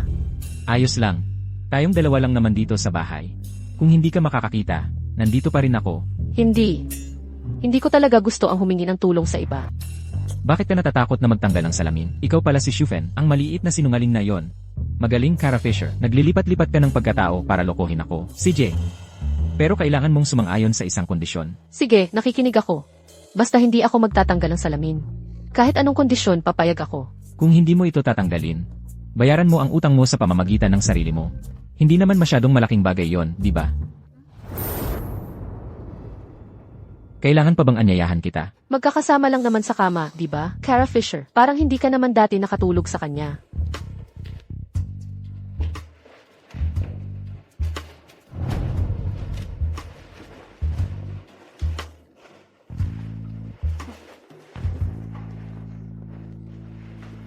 Huwag kang gagalaw.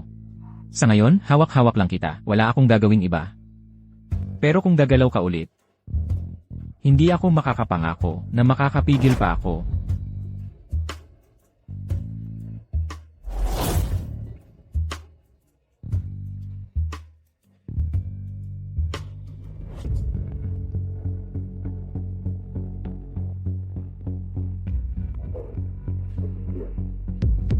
Kara Fisher, ikaw nga talaga si Shufen. Kung gusto mong gampanan ang papel na to, sasabayan kita. Kahit anong mangyari, hindi kita pakakawalan.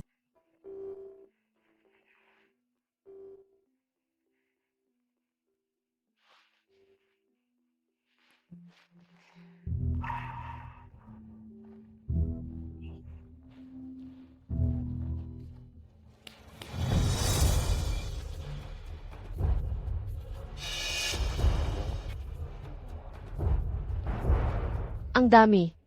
Saan mo nakuha ang lahat ng perang ito? Ako ang CEO ng Tianqi Group. Mula ngayon, ang kalidad ng buhay mo ay mas magiging maganda pa kaysa rito.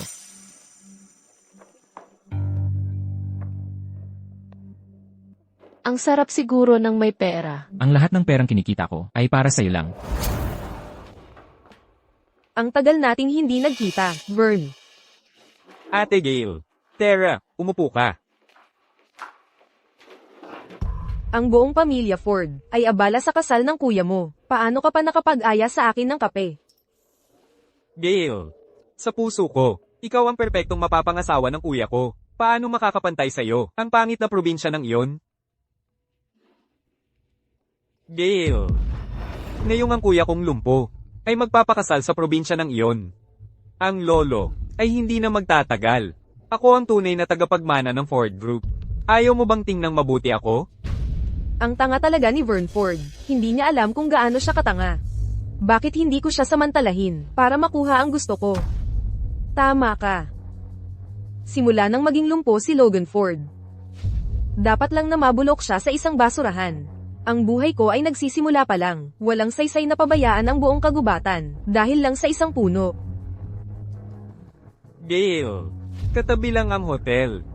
Hayaan mong alagaan kita ngayong gabi. Hanggang kailan mo pa balak itago ito sa akin? Ikaw ba talaga si Shufen, o ikaw si Kara Fisher? Sa tingin mo, sino ako? Kung sino ang pinaniniwalaan mo, iyon ang ako. Ginang, talaga bang ganoon kalala ang memorya mo?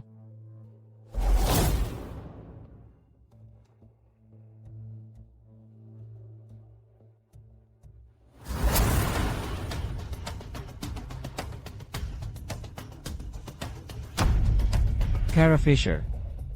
Mukhang marami kang sekretong itinatago. Sino ka talaga? Bakit ka pumunta sa pamilya Ford?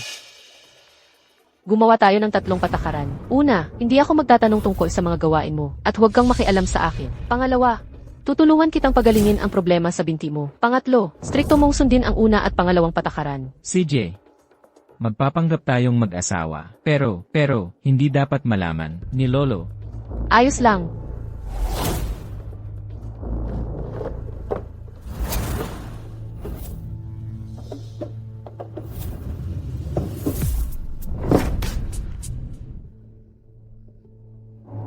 Paano kaya wala rito?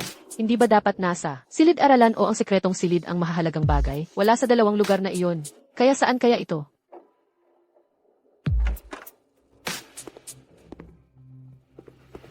Kara Fisher. Ano ang ginagawa mo? Hindi mo naman sinusubukang magnakaw ng kahit ano sa pamilya Ford, ano? Vern Ford, ikaw ang dapat mag-alala sa sarili mo, bago ka mo lang mainis ni Lolo. Minura mo ba ako?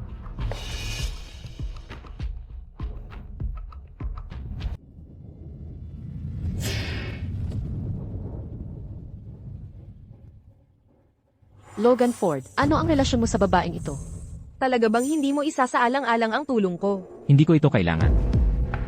Logan, tungkol sa nangyari noon, pwede bang hayaan mo akong magpaliwanag? Pakiusap, sumpa ko, hindi ko. Sinadya kang iwan noon. Ito ay dahil ako.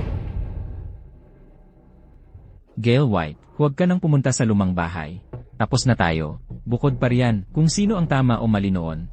Hindi na mahalaga ngayon. May nakita na akong taong mahalaga sa akin.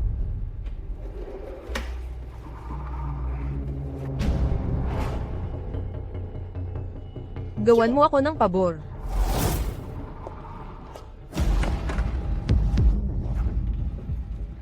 Hoy, hindi ba ito ang aking asawa ng aking lumpong nakatatandang kapatid? Anong problema? Hindi masaya na makita ko? Well, paano ka makakapantay kay Gail?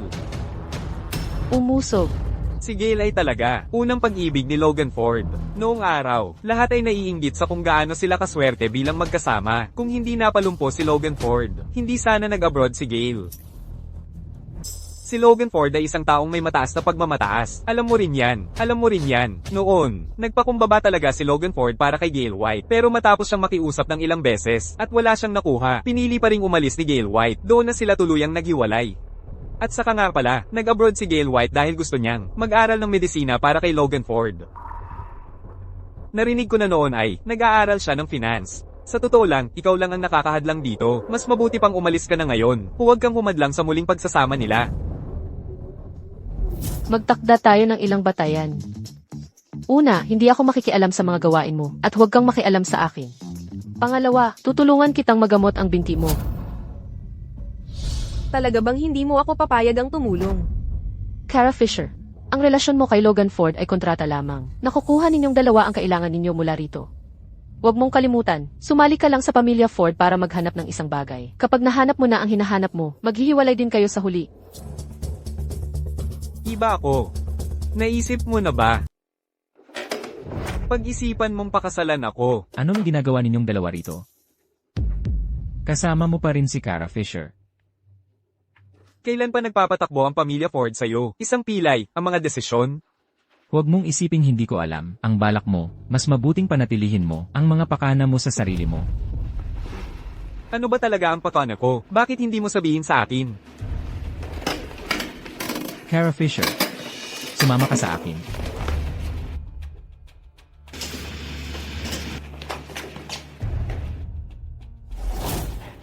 Bitawan mo ako. Ayaw kong makipag-usap sa'yo ngayon, at hindi ako sasama sa'yo. Kaya mas gusto mong sumama kay Vern Ford, ha? Kara Fisher, huwag mo nang isipin yan habang buhay mo. Kung sino ang mapapangasawa ko, ay wala kang kinalaman doon. Kara Fisher, Palaging magaling magsalita si Vernford. Nang gugulo, mas mabuting lumayo ka sa kanya. At ikaw naman, hindi ka nakikialam sa iba. Ikaw at si Gale White, may namumuong relasyon kayong dalawa. Kailangan mo bang bantayan ako at si Vernford? Bukod doon, hindi kami tulad ninyong dalawa. Magkasintahan. Isang bagay lang ang sinabi ko kay Vernford at hindi mo matanggap. Ano kung ako? Naglalaro lang siya ng mga tao. Hindi totoo. Ako. Bakit hindi ka makikinig? Sabi mo hindi siya totoo. Sabihin mo nga sa akin, alin ba talagang parte? Ang hindi totoo, at isa pa, sinabi lang niya sa akin, ikaw at si Gale White, kayo raw dati. Wala na sa pagitan ko at sa kanya. Tigilan mo ako ng paglalagay ng label. CJ, Kung wala nga talaga kayong dalawa, hindi kayo dapat nag-uusap. Kanina ko lang nakita kayong magkasama.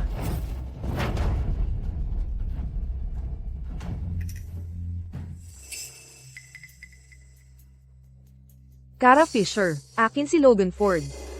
Subukan mong agawin siya, at malalaman mo ang mangyayari.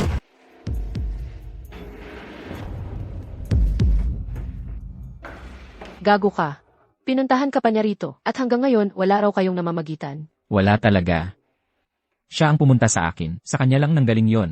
Ikakasal na nga tayo. Bakit ko papapansinin ang ganon? Totoo ba talaga yan? Totoo. Nag-date kami noon. Alam mo na yan. Alam mo na yan. Talunan ako. Sino bang may gustong makipagrelasyon sa akin? Akala ko nga, siya na ang magiging daan para makaahon ako. Pero hindi ko inasahan. Naging bangungot pala. Kaya nag-abroad siya para mag-aral ng finance. Tapos nagmedisina dahil sa'yo. Wala kang nararamdaman doon. Naawa? Bakit ako maawa? Bigla-bigla na lang niya akong iniwan. Maghihintay lang ba ako? Kaya, talagang wala kayong namamagitan ni Gale White. Wala talaga.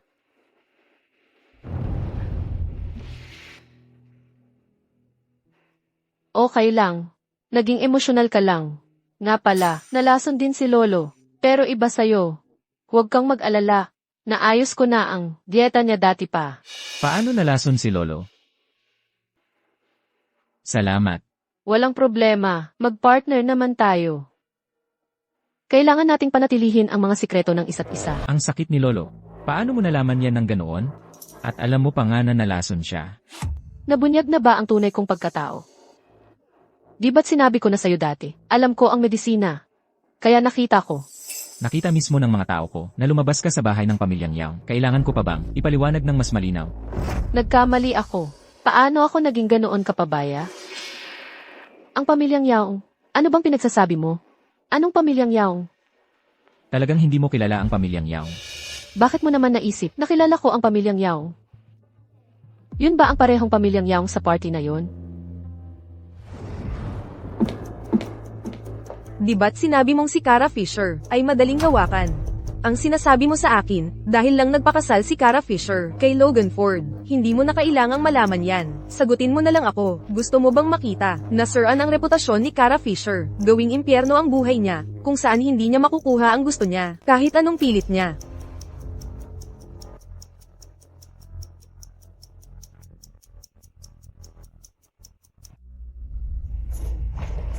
Ate. Noong isang araw, ako ang nagkamali. Maaari mo bang tanggapin ang aking paumanhin?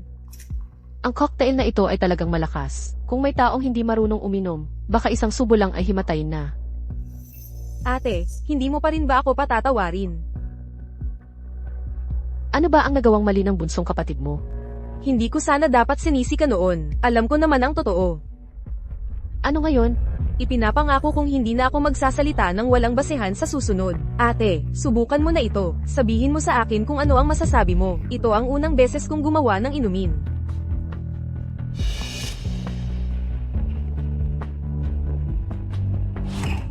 Masarap naman.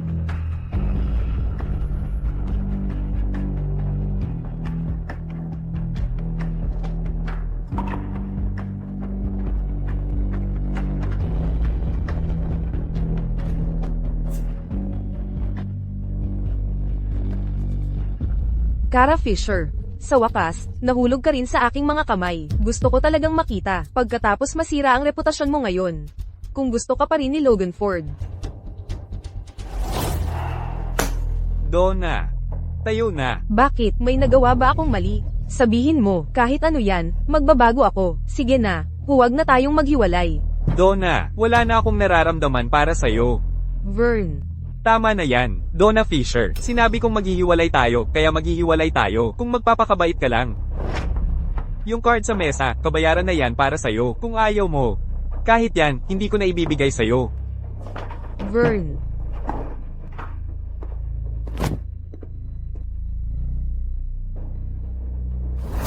Vern Ford.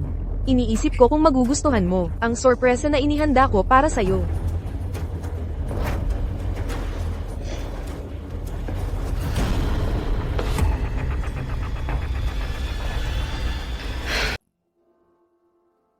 Ang pananakit sa iba ay sa huli ikaw din ang masasaktan. Donna Fisher, mag-enjoy ka habang may pagkakataon ka. Lolo, ngayon ay pista ng gitnang taglagas. May dala akong maliit na regalo para sa araw na ito. Mabait kang bata, napakaganda ng pag-iisip mo. Lolo, nakita ko lang si Vern Ford na niyayakap si Cara Fisher at pumasok sila sa kwarto. Ano? Sigurado ka ba sa sinabi mo? Oo, seryoso ako. Sundan mo sila.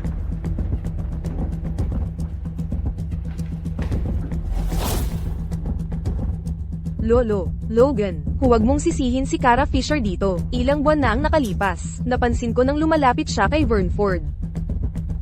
Hindi ko talaga inaasahan na magiging magkasama sina Vern Ford at Cara Fisher. Lolo, kahit papaano, kakapag-engage lang nila hindi pa matagal. Kaya, sana rin naman na hindi si Cara Fisher. Kung ganun, Buksan mo ang pinto.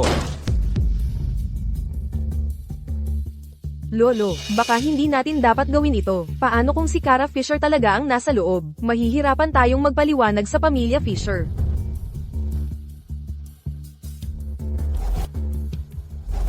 Cara Fisher, hindi ako makapaniwala na naglolokohan ka pala kay Vern Ford. Wala ka bang pakialam kay Logan Ford? Ilabas mo sila rito ngayon din.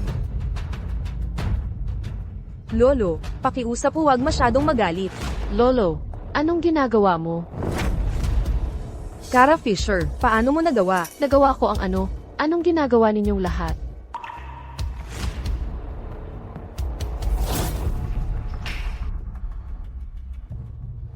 Gail White, bakit mo dinala si Lolo rito? Ang kapatid ko at si Vern Ford, sila ay... Ate, kasama mo lang ako kanina.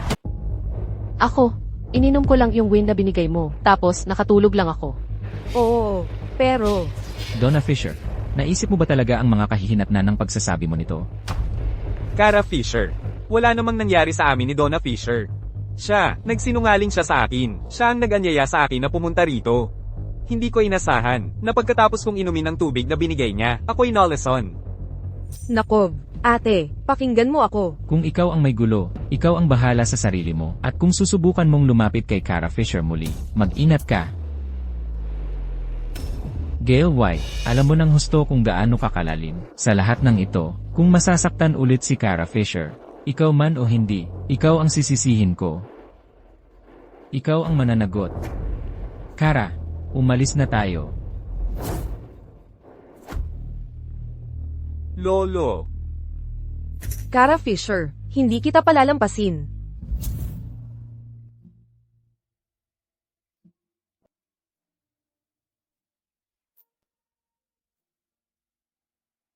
CJ, gumaling ka na ng husto. Sa isang buwan pa, tuluyan ka ng gagaling. Pagkatapos ng isang buwan, magiging normal ka na tulad ng iba.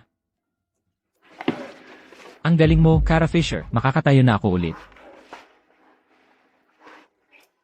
Bitawan mo ako. Talagang wala namang nangyari sa amin ni Gail White. Ang asawa ko, ikaw lang ang maaaring maging asawa ko.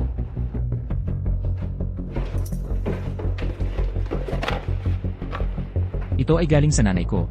Para sa magiging manugang niya. Paano napunta kay Logan Ford ang bagay na gusto ni Master? Paano napunta kay Logan Ford ang bagay na gusto ni Master? Guro.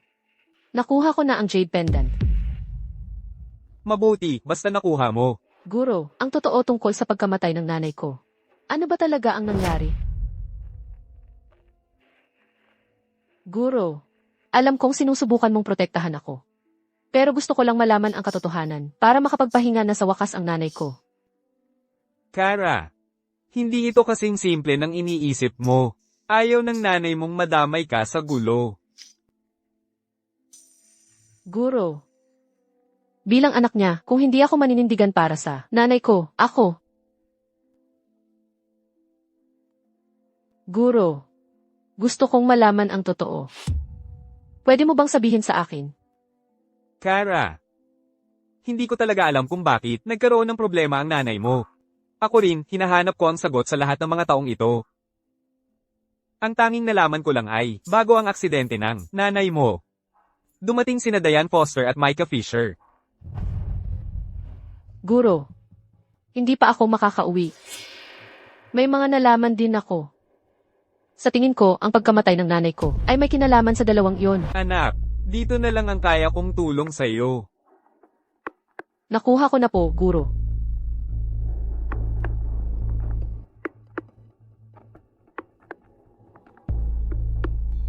May problema, nawala ng malay ang matandang Ginoo.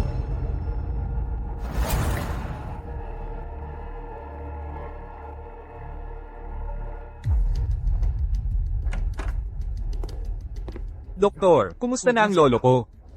Pakiusap, kailangan ninyong iligtas ang lolo ko. Paumanhin po, G. Ford. Kaunti na lang ang natitirang oras ng Patriarch.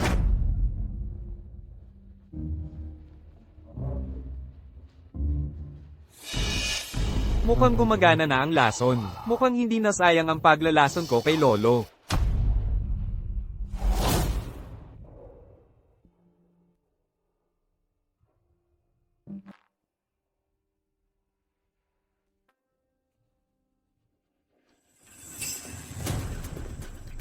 Salot ka talaga, ang gulo-gulo mo.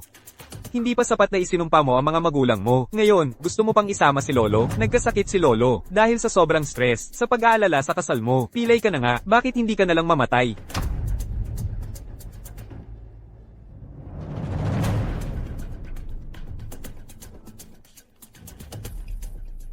Lolo, huwag kang sisuko sa sarili mo. Subukan ko ang isang bagay. Baka makontak ko ang batang milagrosong doktor. Tingnan natin kung matutulungan ka niya. Salamat, ang bait-bait mo naman. Lolo, oras na para kumain. Nasaan si Logan? Masama ang pakiramdam ni Logan. Umuwi na siya. Lolo. Nakita mo ba yon? Si Logan Ford. Ni hindi man lang siya nag-isip na dalawin ka. Ganyan na ang kalagayan mo. Ginagawa pa rin niya ang gusto niya. Ni hindi man lang iniintindi ang nararamdaman mo. Nasayang lang ang pagmamahal mo sa kanya. Sa totoo lang, kahit aso ang paborito mo, magwagayway man lang yon ang buntot sa'yo. Lolo, kain tayo ng sabaw. Huwag kang mag-alala. Gail White, wala ka na bang ibang magawa? Nandito ka buong araw sa bahay ng mga Ford. Ano ba? Ikakasal ka na ba sa isa sa mga Ford o ano? Dumalaw lang ako para kamustahin si Lolo. Pasensya na.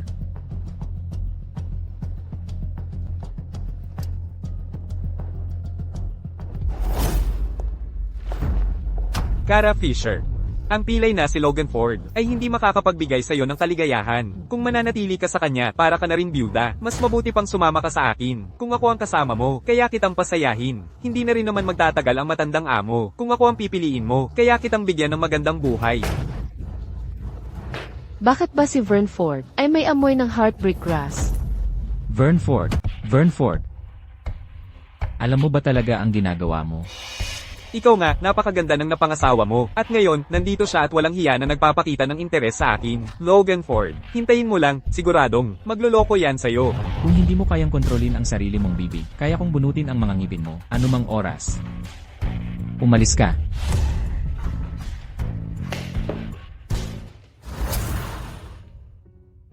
Kara, ayos ka lang ba? May iba pa bang tao?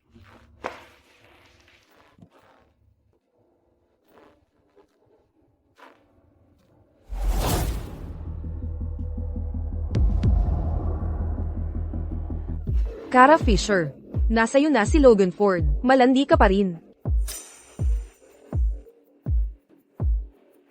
Sige, gawin mo.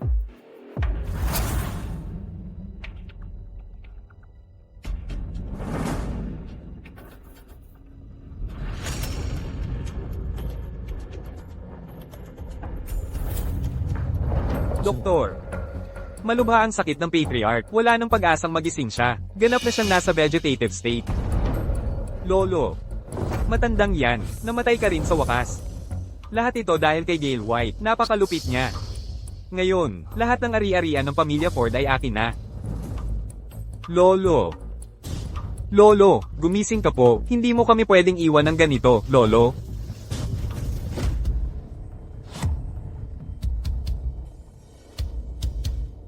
Logan Ford.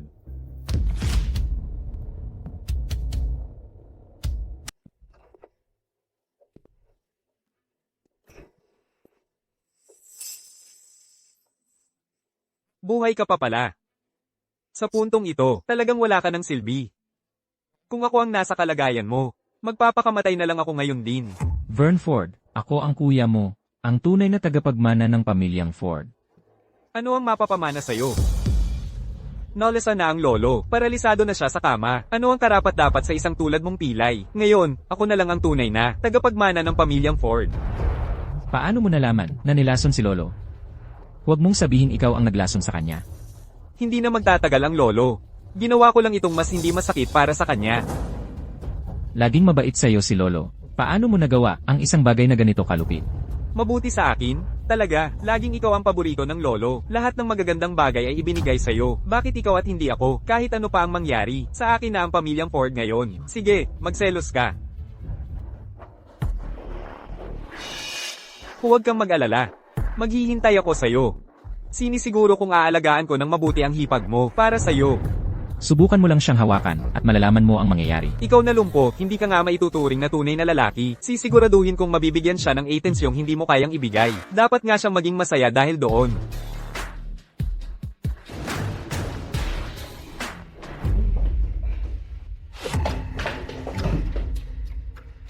Ikaw. Ano ba talaga ang nangyari? At nagkaganito ka? Hindi ba't sobrang sakit mo na, at nasa vegetative state ka na? Paano ito nangyari? Gusto mo talaga akong mamatay, ano? Hindi? Hindi? Lolo, sinisiguro ko, hindi ako ang may gawa. Kasalanan niya ang lahat. Pinilit niya akong gawin ito. Vern. Kung nagkamali ka, aminin mo na lang. May pagkakataon ka pang ituwid ang lahat. Dahil sa inyong mga matatanda, laging pinapaboran ninyo si Logan Ford.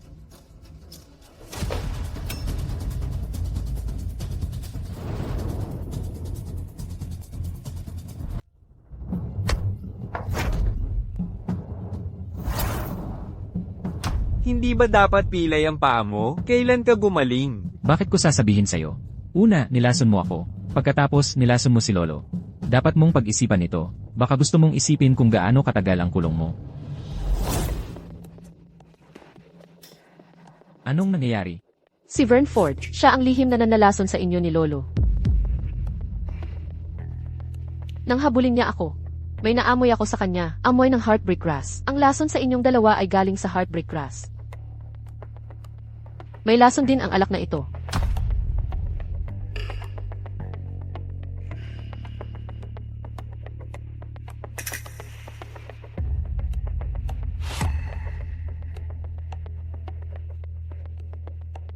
At isa pa, ako ang himalang doktor na hinahanap mo. Ano nung sinabi mo? Sabi ko, ako ang himalang doktor. Si Vern Ford ang lihim na nanlalason sa iyo. Lolo, hindi ko talaga sinasadya ang mangyari ito. Ako, sumpa ko, hindi ko kayo sinasadya na saktan. Lolo. Vern Ford, ako ang himalang doktor na hinahanap mo nitong mga nakaraang araw. Ikaw ang himalang doktor? Himalang doktor, pagalingin mo ako. Pakiusap, kailangan mong tulungan ako. Hindi ako makakalabas ng ganito. Ginoong Burnford, ikaw ay pinaghihinalaang nagtangkang maglason sa loob ng iyong pamilya. Inaaresto kita ayon sa batas. May karapatan kang manahimik. Hindi, Lolo. Ayaw kong.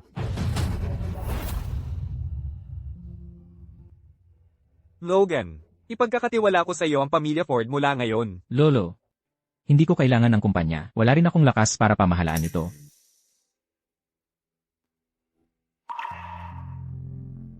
Ang Chunky Group sa labas, ako mismo ang nagtayo nito mula sa wala. Naunawaan ko ng maaga na may nagnanais na patayin ako. Kaya kailangan kong magtago. Sir, ito po yung pinahanap ninyo sa akin, kanina. Tungkol ito sa nanay mo. Naalala ko na banggit mo to dati. Kaya pinasilip ko si Toby Ullman para mag-imbestiga.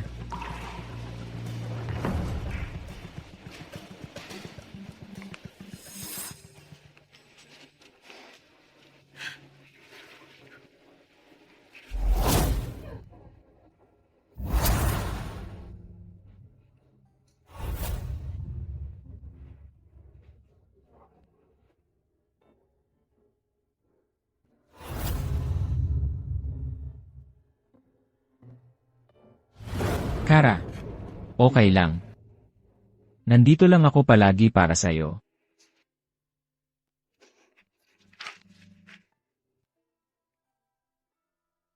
Palagi kong naramdaman na may kakaiba sa pagkamatay ni Mama. Simula noon, inimbestigahan ko na ito, pero hindi ko inakala na ganito pala ang katotohanan. Micah Fisher, yang gago. Paano niya nagawa iyon? Asawa niya iyon, ina ng mga anak niya.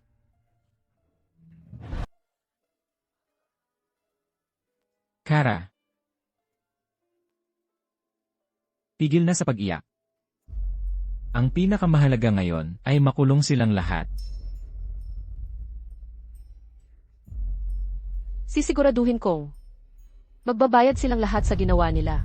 CJ. Bayaran nila.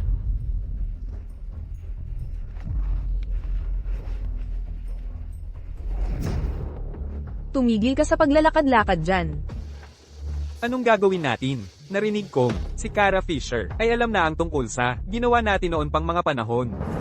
Hindi ba ikaw ang nagsabi sa akin noon na napakasekreto nating ginawa yon, kaya walang makakaalam? Tayo ang naglason kay Helen Abel. Ngayon, bakit naman? Alam na ng lahat yon. Micah Fisher, gusto mo ba akong ipapatay? Pwede mo namang ako naagon. Anong silbi ng pagtatalo natin ngayon? Nangyari na yan. Kaya ang kailangan nating gawin ngayon ay mag-isip ng paraan ng magkasama. Micah Fisher, kung gusto mong magkagulo, huwag mo akong isasama, noon. Halos wala naman akong kinalaman dyan. Ikaw. G. Micah Fisher. Binibini Diane Foster. Kayo ay parehong sangkot sa isang kaso ng paglason na nangyari 16 na taon na ang nakalipas. Ito ang inyong warrant of arrest. May karapatan kayong manahimik. Gail White. Nakikiusap ako, iligtas mo ang nanay at tatay ko, wala silang ginawang masama. Ano ba talaga ang ginawa ni na Mr. at Mrs. Fisher? Wala akong ideya. Pagkapasok ko pa lang, sinabi sa akin ng kasambahay na, hinuli na ng mga pulis ang mga magulang ko. Donna, huwag ka muna magpanik. Isipin mo, ano kaya ang posibleng dahilan nito? Talagang hindi ko alam. Ate, pakiusap, nakikiusap ako, tulungan mo ako. Ate, nakikiusap ako, iligtas mo sina nanay at tatay. Ilang araw na silang hinuli, marami na akong nilapitan para humingi ng tulong, pero wala talagang nangyari. Bitawan mo ako. Ate, dahil lang paborito ako ni nanay at tatay, hindi ibig sabihin na iiwanan mo na lang sila ngayon. Malubha na ang sitwasyon nila, kailangan mong tumulong. Donna Fisher, ang galing mong gumawa ng kwento. Ate, ano bang ginawa kong kwento? Baka hindi mo napakialaman ang nanay ko, pero hindi mo naman talaga. Pwedeng baliwalain din si tatay. Mga magulang mo yan, hindi akin. Ikaw ang laging paborito noong tayo lumalaki. Inagrabyado ng nanay mo at tatay mo ang nanay ko. Magkasama. Bilang anak nila, karapatan ko bang maghanap ng katarungan? Donna Fisher. Lahat ng ginawa ng pamilya Fisher para saktan ng asawa ko. Isa-isang tatandaan ko. Miss Fisher, huwag mong isipin na dahil nakapang-asawa ka sa pamilya Ford, pwede mo na lang hamakin ang reputasyon ng pamilya Fisher. Ikaw ang nagdala sa sarili mong mga magulang sa gulo. Gail White, kailan pa naging trabaho ng pamilya Fisher ang asikasuhin ng isang dayuhan tulad mo? Baka dapat unahin mo muna ang sarili mong mga problema, mukhang marami ka pa namang sarili. Donna Fisher, binabalaan kita. Ngayon, ang problema ng mga magulang mo ay wala kang kinalaman. Pero kung patuloy kang makikialam sa akin, sisiguraduhin kong makulong ka rin.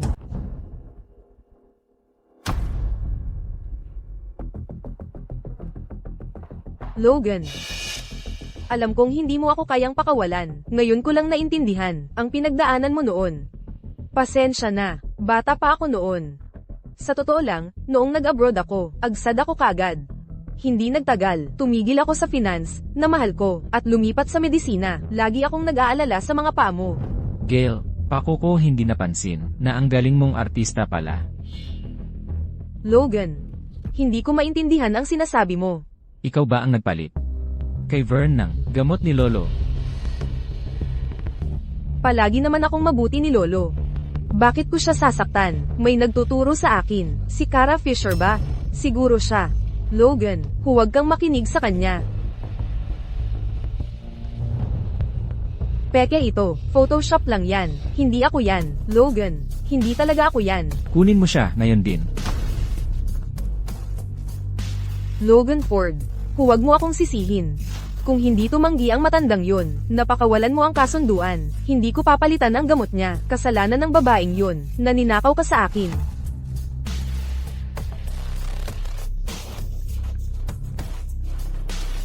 Sa huli, nawala pa rin ang buong mundo ko.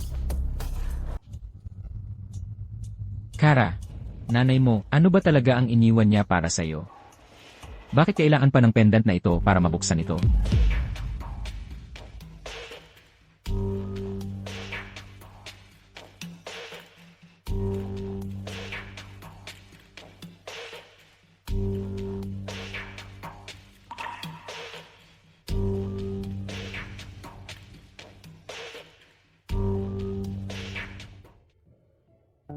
Kara, Logan. Sa oras na mababasa mo ang sulat na ito, wala na ang nanay. Pero, hinahangad ng nanay ninyong dalawa ang isang maligayang pag-aasawa. Sana, sa mga araw na darating, ang inyong buhay na magkasama ay puno ng pagkakasundo at tunay na kaligayahan. Naway pagpalain kayo ng saya sa inyong puso sa habang panahon. Umaasa ang nanay na kayong dalawa, ngayon man o sa hinaharap, ay laging magtitiwala sa isa't isa. Huwag ninyong hayaang magkaroon ng pagdududa sa pagitan ninyo.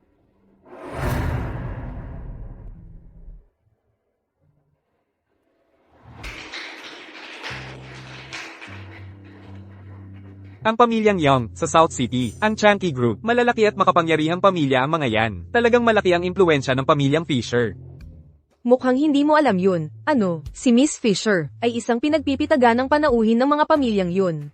May chismis na si Miss Fisher ay isang himalang manggagamot. Himalang manggagamot? Anong ibig mong sabihin, himalang manggagamot? Hindi mo pa narinig, ang pamilyang Young at ang Chunky Group, ay bawat isa'y nagbigay kay Miss Fisher ng 20% na pag-aari sa kanilang mga kumpanya. Ngayon, si Miss Fisher, ay mas mayaman pa kaysa kay Young Mr. Ford. Mr. Logan Ford, Miss Kara Fisher, pumapayag ba kayong dalawa na maging magkapareha, na pumasok sa kontratang ito ng pag-aasawa, na mahalin siya, sa sakit man o sa kalusugan, sa yaman man o sa kahirapan, sa anumang kadahilanan, na alagaan, siya, igalang siya, tanggapin siya, at manatiling tapat sa kanya, hanggang sa huling araw ng inyong buhay. Pumapayag ako. Pumapayag ako. Ngayon, maaari bang magpalitan na kayo ng singsing?